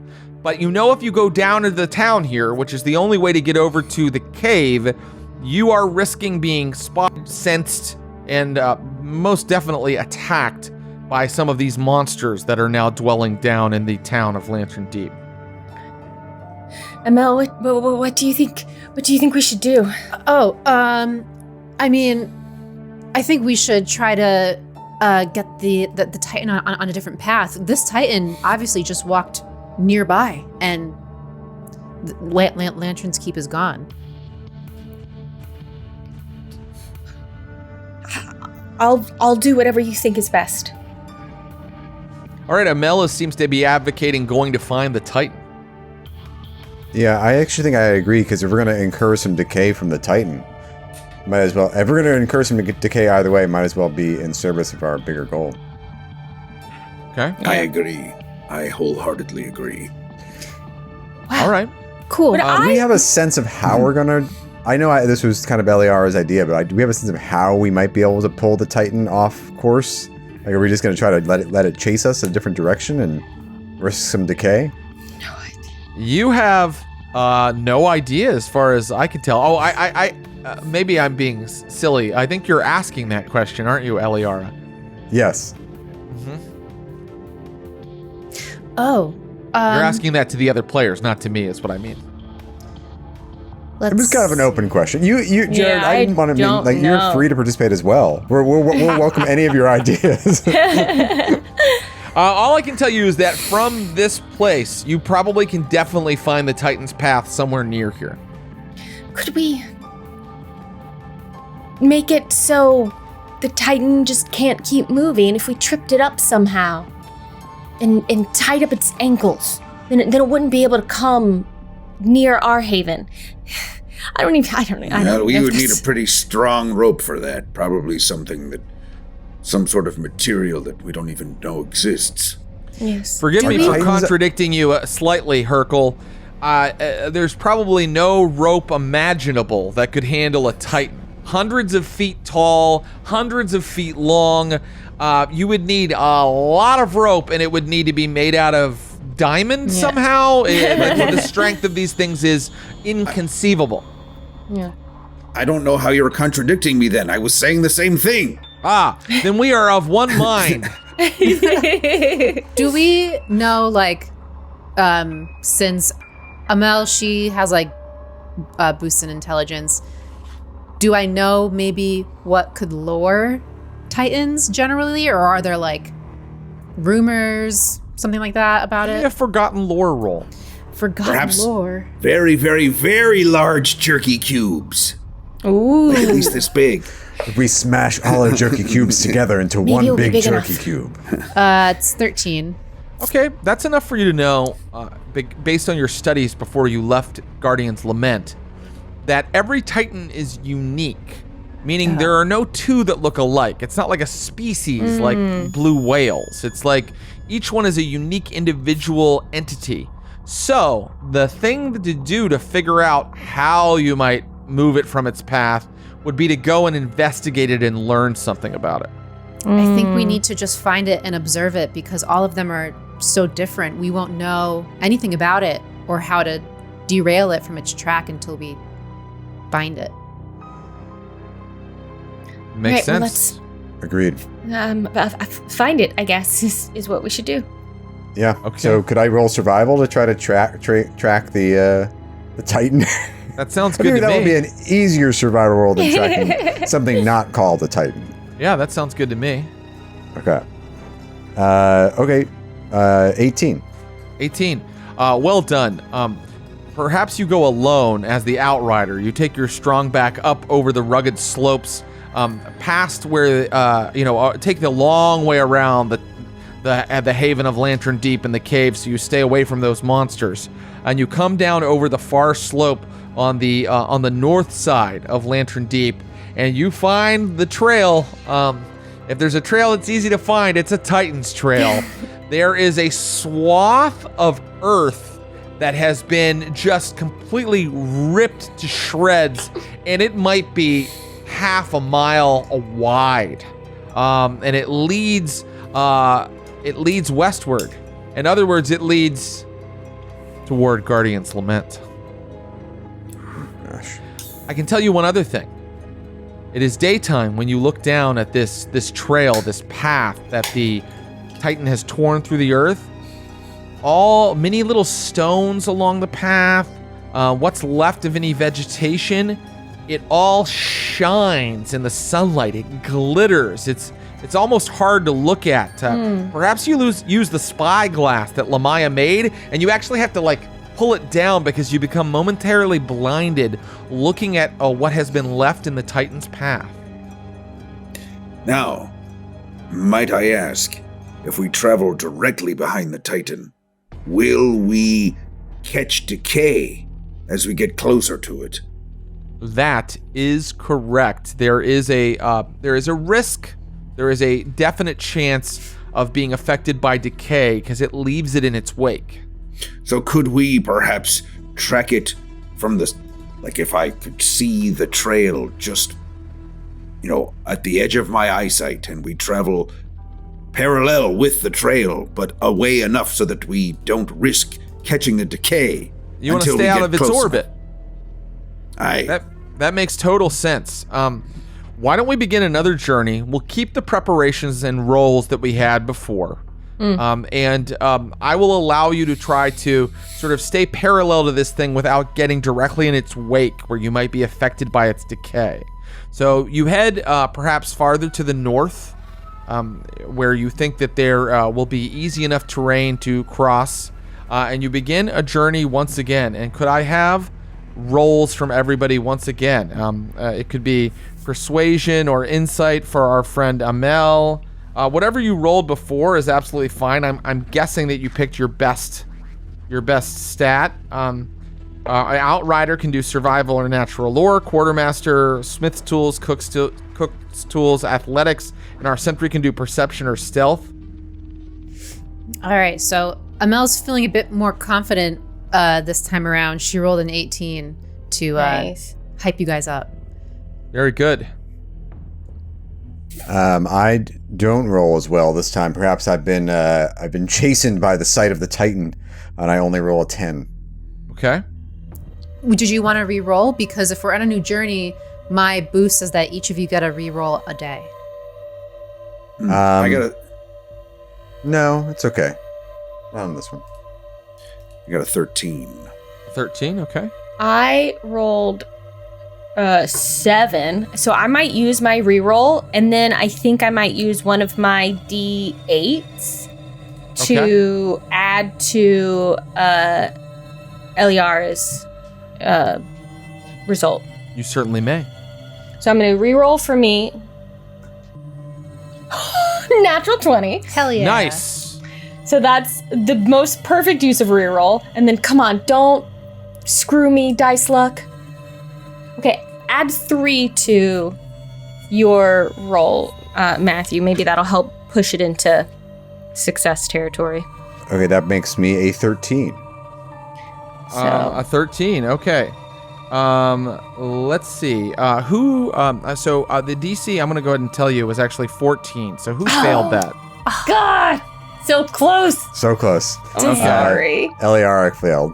Okay, but did Amel and our friend the Maker, Lamaya, did you guys succeed? I got a natural 20, so yes. Yes, you Yeah, did. Okay. I got like a 19. Okay. Well done. So that means half or more of you succeeded. And so I'm just going to roll on the encounter table. Okay. And would you like to roll on the encounter table as well, Outrider? Would I?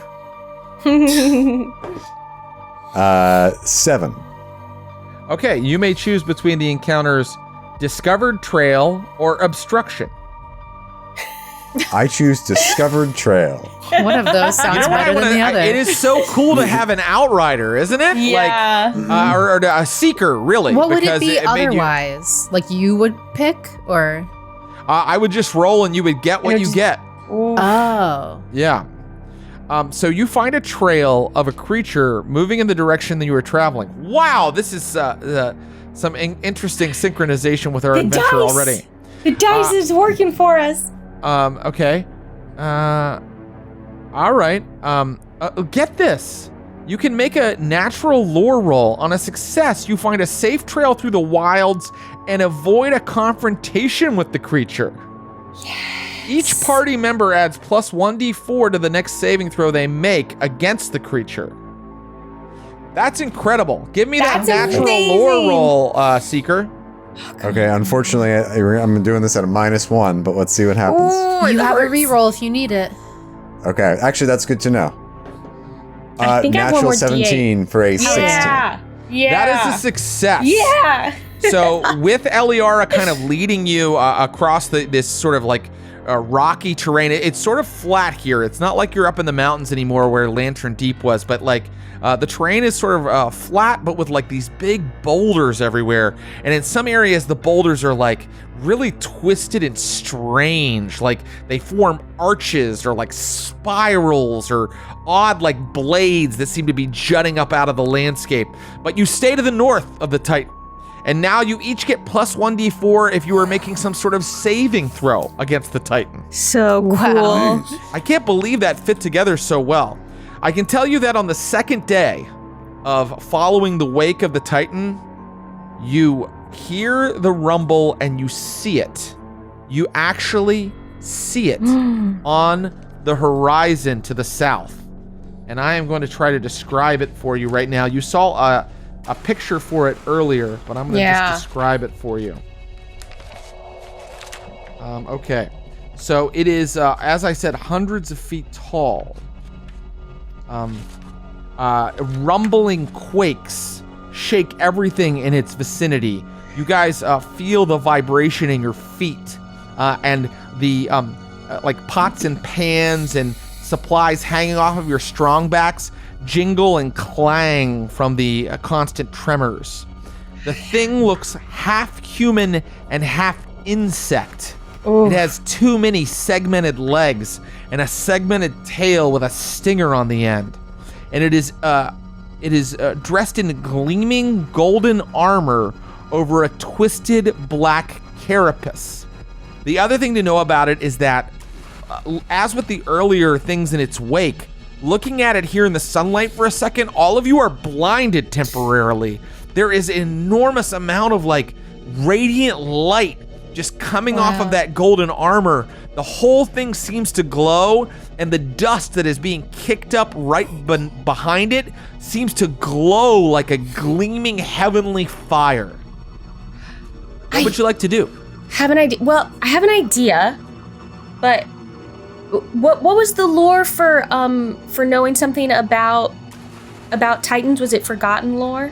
I'll allow a forgotten lore roll. I would about love Titans. to see, now that I see it, if I can glean more information about like what do I know about this type of Titan with my forgotten lore. Yeah, every Titan is unique, so there's not something that you would necessarily know about this type of Titan, but you can roll forgotten lore here. I'll infer from looking at it. Yeah, you can infer, yeah. Off. It's a 16. A 16. Okay. I can tell you that you notice on its armor a sun symbol, and that sun symbol has like a face on it. And it reminds you, Maker, that you have heard of a temple or location out here in the wastes that is not too far from Lantern Deep, perhaps a couple days journey, like you know how you've just journeyed, like 2 or 3 days journey, that had something to do with the sun. Huh. I wonder if this has something to do with that sun temple that's out here somewhere. It has that symbol on it. Maybe I wonder if it's going that direction. Or maybe there's something at that temple we could use to stop it. Yes. Would we have enough time to go to the temple and then also make it before it reaches our haven? Where might the temple be? You'd have to find it, and it would require a journey and some rolls to kind of find it, but it is definitely out here in the wastes somewhere. Also, actions like speaking to the speak thieves, they're the creatures that know those kinds of things, like exactly where to find the Sun Temple and what's in it, because they are essentially strange creatures who remember much of the broken world. Hold on, I'm just adding 2 days to the total you've been away from your haven to make sure I calculate how much crisis damage is being done to it. I can tell you, without you guys having to do any math, that you think you've got about 4 weeks of time before the Titan reaches Guardian's Lament, and you know you've already spent 11 days. Do they like travel slower because they're so big or something? That's correct, yes. Okay. All right, so we can like do a lap and go ahead of it and it won't get that far. Maybe. I think maybe we try and find this temple. If nothing else, maybe there's something shiny in the temple. And I could rig up a thing, we could bring it out, and we could set it, and then the light coming off of it will bounce off of the shiny thing and blind it. Are you what about Are you all right, Lamaya? Your dexterity seems like it's suffering somehow. I'm feeling a little bit clumsy in my excitement for my idea. We should maybe speak to the speak thieves to see where that temple is, because I have no clue where it is. Oh, yes. Good thinking, Amel. Oh, thanks. So, as you are staring at the Titan, is anybody else trying to glean anything from it? Yeah, I think Amel definitely is. Okay, great. What would you like to use to kind of try to figure something out about it? I mean, does forgotten lore or local lore make sense? Either one of those? Local lore makes sense. Okay. That is a 17. Amel, you sort of have an idea of the lay of the land out here because you guys just traveled this way out here, and you remember a narrow ravine. It's pretty close to Guardian's Lament, but you think that might be a useful place to trap the Titan, if that were your plan. So yeah, she'll tell that to everyone that maybe that can be the end goal here. But at that moment, the light shining off of the Titan seems to suddenly, like the sparkle you're looking at, seems to like stretch vertically and become impossibly bright. And then you sort of notice like this sort of wall of light kind of flashing out from the Titan toward all of you, and you notice to your horror as this like wave of light, this like wall of light cuts toward you, that it is actually bisecting rocks as it travels like a razor. Everybody You said make a I would talk dexterity about saving throw. lasers, but you're the one talking about lasers. I got the lasers, baby, not you. Me, baby. Okay, but my curse is not affecting my dex saving throw, right? It is only affecting Acrobatics. sleight of hand and acrobatics. Okay, just confirm. And we're still in journey mode, so we would have +1s if we didn't use them from... You are no longer in journey mode, I think. And in fact, I should have done an end of journey kind of thing, but it was only 2 days, so let's just move on. You have arrived at a destination, the Titan, and now you are dealing with it. No rerolls. We do get a +1d4 to a save against the Titan. That is correct. I need it. I like that. Is that one we can pick, or we just always get it? You only get it right now because of the action, the encounter you had earlier where your outrider found that path for you, a safe path. And it's dexterity, right? That's correct. Not quite used to how her body moves now with this extra bit of rock coming out of her. Lamaya doesn't do a great job. Maybe it's good enough. That's 11. An 11, okay. You did better than Amel. She got a 9. Okay. 18. Okay. Nice. 22 for Nice. Eliara. Would Amel and my friend Lamaya like to roll their d4 and add it? I did. That's with it. Yeah, that's Four. with it I too. rolled a 4 on it. The blade of light flashes out and cuts Lamaya and Amel, and each of you take 27 damage. So I'm down. What are the death and dying rules of this game? I'm unconscious. You use death saves, and if you fail 3 in a row, you die. Yeah, that's rough. I'm You see unconscious. Lamaya suddenly get sliced through her like torso and arm, my and it gosh, doesn't like it doesn't cut her in two, but there's like this burning like clear geometric line on her torso, and she sort of stumbles and falls down some rocks onto the ground below, and she is now dying. Are you still up, Amel? Oh, no. No, okay. Both of them are dying. Someone needs This to is apply bad. healing or medicine right away to stabilize them. I will go to Amel right away, and I will try to use medicine to save my fellow troublemaker. Okay, great. Go for I'm it. just your adopted sister. It's fine. Wait, you're my adopted. I thought Amel was my adopted. I'm so confused. Who's I'm my not your adopted sister. sister. No, Look, who can an learn only everything child. on a pre-generated character sheet in a couple nights? Don't worry about it. Play it change it. Go to Amel. Screw Lamaya. Help Amel. Well, I try to help Amel, and I do very poorly. 4. Okay, and how did you do, my friend Hercule? Are you rolling to help someone? Well, so my question is, could I have used Valiant Defender Ooh, tell me about it. When an ally within 5 feet is damaged, use reaction to take damage instead. Could I have shielded one of them with my shield? Yeah, I believe it says Or- that you can use your reaction to take the damage yourself. Is that right? Right. So Yes, you may use that. I'll allow it. It's usually a combat ability, but it makes so much sense that you would do it here. And we Who do saw you it. shield? I shield whoever I think has healing abilities, because I'm going down. Amel does not. I have a -1 in wisdom. I have a none of us have +0. So healing none of us abilities? are none of us Hercule, I healers. believe Hercule has the medicine skill. I believe that then- you have it. Okay, then You I stay wouldn't up. have done that. I would have stayed up because I would know Yeah. that I would want to heal people. That I would want to heal Can I, people. can I give you? I didn't you can see do. that You can anywhere. do both things if you want, Hercule. Would you like to take the damage for somebody and then try your Well, healing skills? But I only have 25 hit points. Yeah. Well then you would go Oh, down, we do have +1 temp, which is gone now for which me. is 26. Yeah, It was it's And we not took 27. quite 27, enough. right?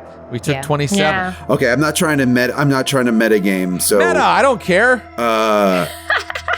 we'll see what the chat has to say about that. Then we'll keep it. If I have healing skills, but I'm sorry that I did not see that. Once again, that's okay. Yeah, you're learning. You're learning the character. Yeah. Then I would like to apply those healing skills to the two that are down.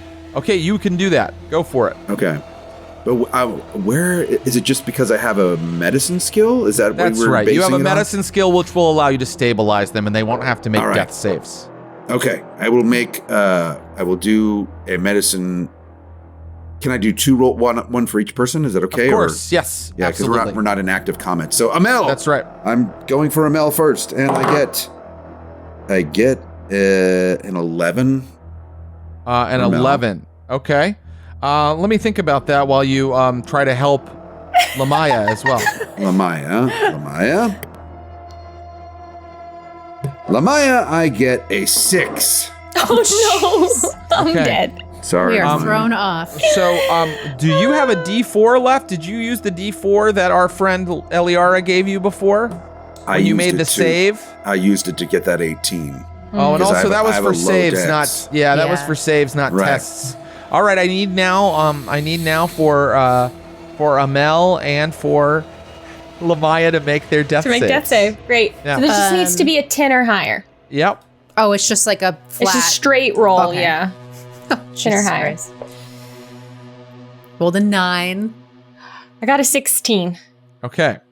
That's a fail. So I'm going to call you stabilized, Lamaya. Okay. You just failed, Amel. Give me another one. Okay. 19. Yeah. a success. Oh, okay. So here's how I'm going to rule this. In 5e, you take a long rest, you heal up, right? And you're not in active combat right now, so nothing else is trying to damage you. But I'm going to rule that this adds to the days that you're out here. Yeah. I'm going to say that you need to actually rest for a while to allow these survivors to heal. So I'm going to roll a d4 and add that to the number of days you're out here and healing Amel and Lamaya's burns. And I rolled a 3, so that's 3 more days. Yeesh. Yeah, eesh. Hope we have a haven to go back to. It's kind of cool. We have That's matching 2 weeks. burns. Wait, let me add damage to the haven. That's 2 weeks. Oh, Damn it, I shouldn't have said anything. What do the rules say about starting a new haven? You can do that. You can do that. Connecticut. Oh, look at that. 10 damage to the haven. So that's that means all the resources are gone, and now we are doing 7 not our people. fault. 7 people have died already from your haven, and its decay has just gone up to 2. Oh. All right. Rough. Several days pass, and you believe that Amel and Lamaya are well enough to walk. The Titan has moved on, but you now know that it reflects the sun in an extremely dangerous way. Yeah. And at the beginning of each dawn that you waited to heal up your companions, a rumble radiates out from the direction it headed to the west, directly towards Guardian's Lament. What would you like to do now? So would you say we're back up to full HP? Yes, I'm sorry. You are Great, back thank up you. to full HP. Just confirm. Yes. Should we try to find and speak with the Speak Thieves about going to the Sun Temple? Yeah, I mean, I think that's our only lead. Yeah. So, Yeah. Okay. I think we do that. Let's travel to the Speak Thieves. Everybody, keep your current roll, and let's have rolls from everybody. Just give me one of those rolls that you made earlier to travel with. Okay. All right. 22 for the Outrider. Yep. 15 or 16 for the leader. Very good. 13 for the quartermaster. Okay. 14 for the lookout. Very good. It's time to roll on the encounter table. It's only going to take you about 2 more days to get out to where you know that the Speak Thieves Roost, they call it Thieves Roost, is located. Oh, cool. But that is enough that is enough distance that you may come across something. Let's see if your outrider can make sure that it's something beneficial again, or if you finally run into some trouble. And I mean, finally, we just had 2 people almost die. I died. well, I mean on a journey. Roll into some trouble on a journey. So what is your roll, outrider? A D20 roll. New roll or the one I just rolled? Sorry. A new roll. You're gonna roll. This is your roll to determine the encounter. Oh, remember? the encounter roll. Right. 15. 15. You may choose between the encounters Godgrave or Raging River. Oh, jeez. Oh, God. Let's go. You know what? We grew up in the shadow of a god's grave, in the warm embrace of a god's grave. So let's choose, and we may need to start a new haven. So let's do God's grave. I love that. Yeah. You're traveling for several days, 2 days, and you come across a massive rotting corpse. It is the size of a large city. It is desiccated like a mummy. But you notice kind of rising up out of the ground that whatever it is, it had massive horns. And these curl to an impossible height ahead of you out of what might have been a helm, or maybe it was its head, but it's definitely like a kind of a metal-like substance. Oh. As cool. you approach, you can feel a sense of foreboding, and then you hear whispers kind of surrounding you, and everybody makes a decay saving throw. Okay, no problem. Here we go. Let's see. Oh, I just got another natural 20. Are we journeying still? Can we re-roll? You are still journeying. This is a okay, journey encounter. Yes. I'm going to use my re-roll. I'm going to risk it. I rolled an 11, which gives me a 14. 14. Okay. All I right. can give you I can add a D8 to that. I think the save was the DC last time was 14, not to metagame. All right, if you want to just see what it Metagame. is I at don't 14. mind metagaming, to be honest. I'll stop you if I think it's getting crazy. It's I strategy. there's a chance I feel like we're just 15. like adding a die or not is already metagaming. So I'm just going to leave it. Right. Just I'll leave Okay. it. Yeah. All right, I got okay. a 15. I got a natural 20 for a total of 22, Nice. baby. Wow. Everybody succeeds, and All right, none of you're you right. gain decay from this thing. Thank Nice. goodness. Awesome. You know that you might be able to harvest some components from it, but that might require further decay saving throws, or you can continue to move on. Would there be anything we could harvest that would like shield us from that solar power, quote unquote, that Titan has? That is such an incredible question. Oh my Does God, someone thanks. have a skill that might determine that, or how that might be feel done, or like- if it's even possible? I might. Maker? Did you Right? have that? Yeah, Or- surely. Maybe like I could do like a just like a creation check, which uses my dex. I don't know if that's the right, but like, or just an intelligence. I've got natural lore. Maybe there's something here that would protect us from extreme sun, or just an investigation check in general. I love investigation check. yeah. Give me that. Great. Oh boy, come on.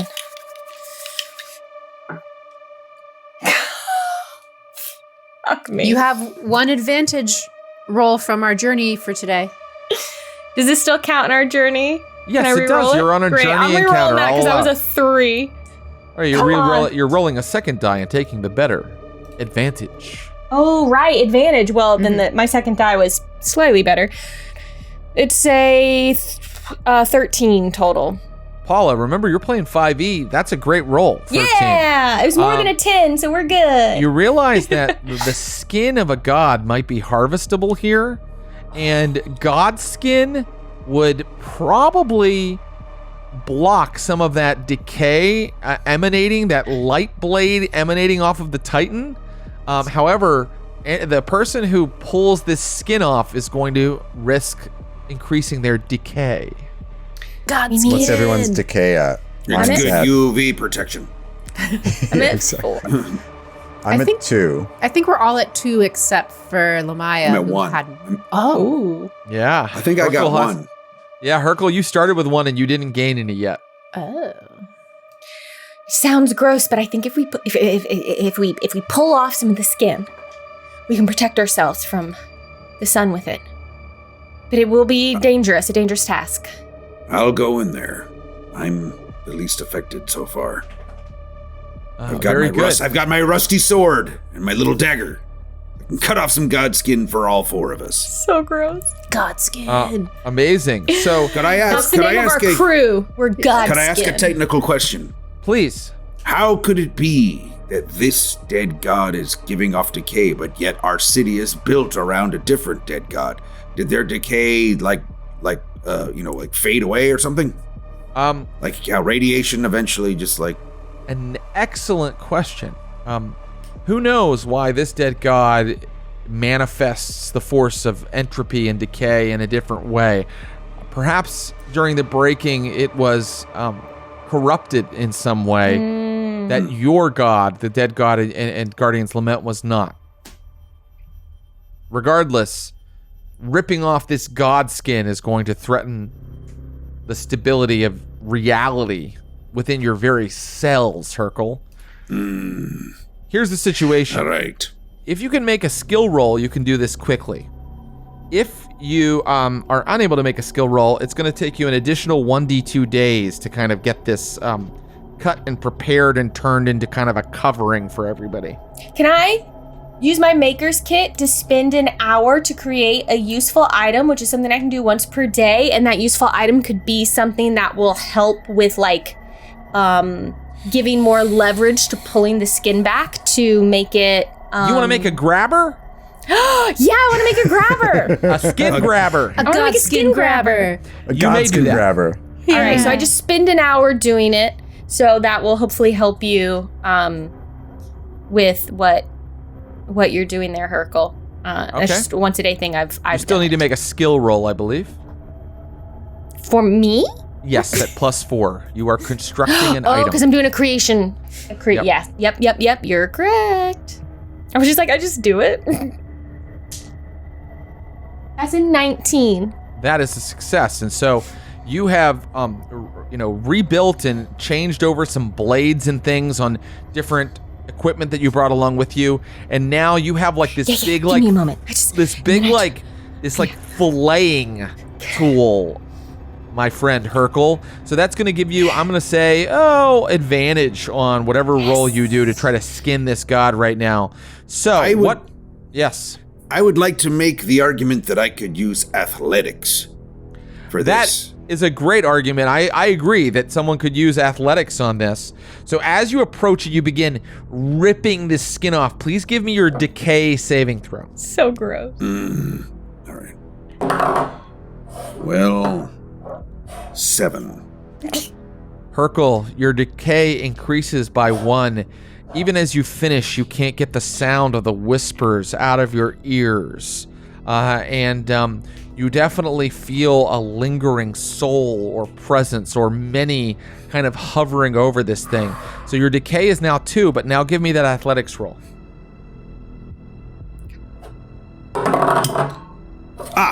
Well, I got a natural 20. Oh! Hell yeah.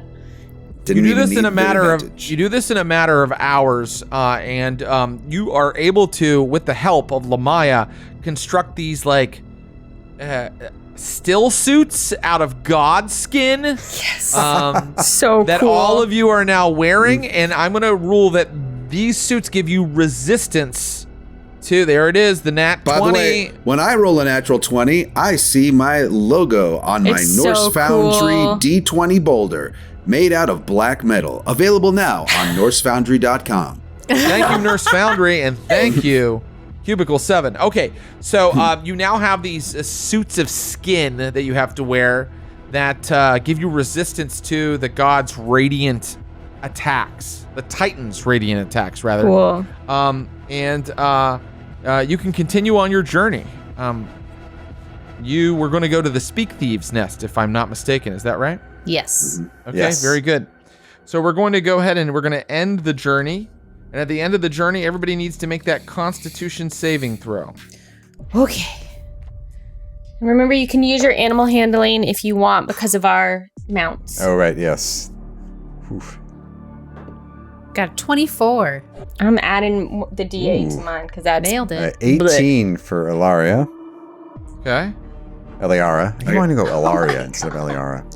That's okay. It can be Ilaria. Nah. Make I got it a your 5. own. 5 is not great. I got a 10. Okay. Lamaya and Hercule are exhausted when you reach the Speak Thieves' roost.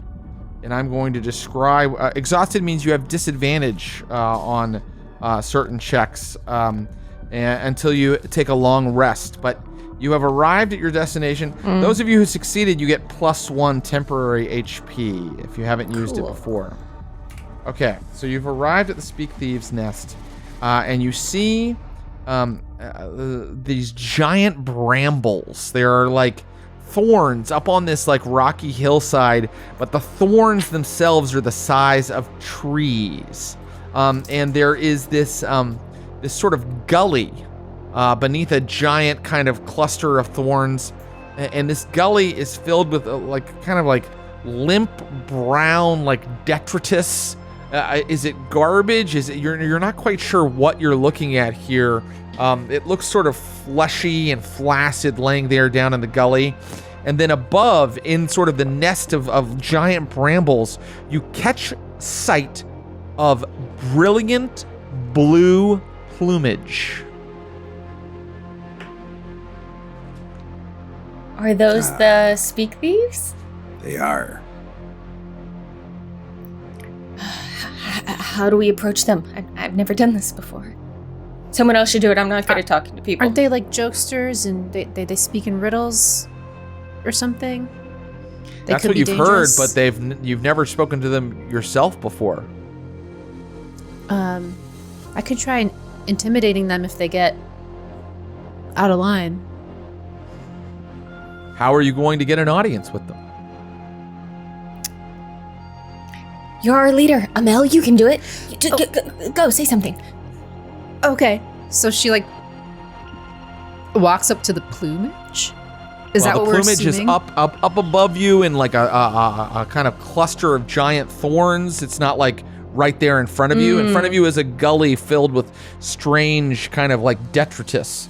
Are you walking closer? Is that what you're telling me? Yeah, she walks closer and then maybe she yells up. She's like, hello.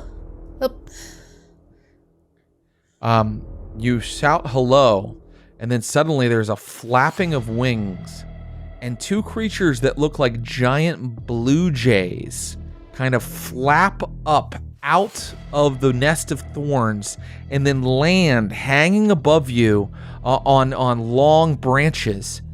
One, where it should have eyes, just has eye sockets. So cool. Empty and bleeding. The other one has blood dribbling from its beak. And the eyeless one says, we've been waiting for this meeting. We know what you have brung. 2 secrets for 2 eyes and another for a tongue. 2 secrets for 2 eyes. And another for a tongue? Have you come to trade? Come to trade? Precious organs before you fade? And now looking down at your feet, you see that what is littering the ground are former organs of some sort.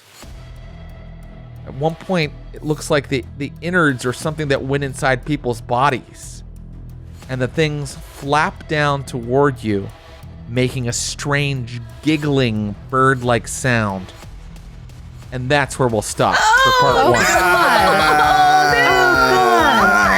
What are we gonna do? Well, we do have god skin, you know. Yeah. You guys are all wearing weird cut god off a little- skin. Skin is an organ. That's true. It is That's right. the largest organ. Big brain. You got organs to trade, baby. I want to thank Cubicle 7. Let's just recall that Cubicle 7 created this game. It's called Broken Weave. It uses the 5e rules.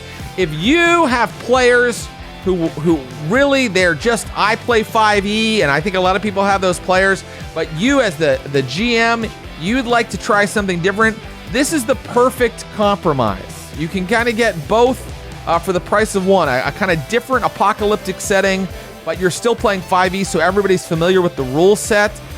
This is going to be available here in September. You can buy it. I think it said September 18th.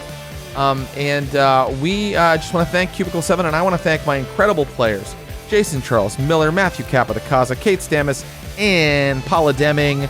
You guys were fantastic. Thanks for traversing the broken world with me. This is cool. Thank you for having us. Really, thanks, Jared.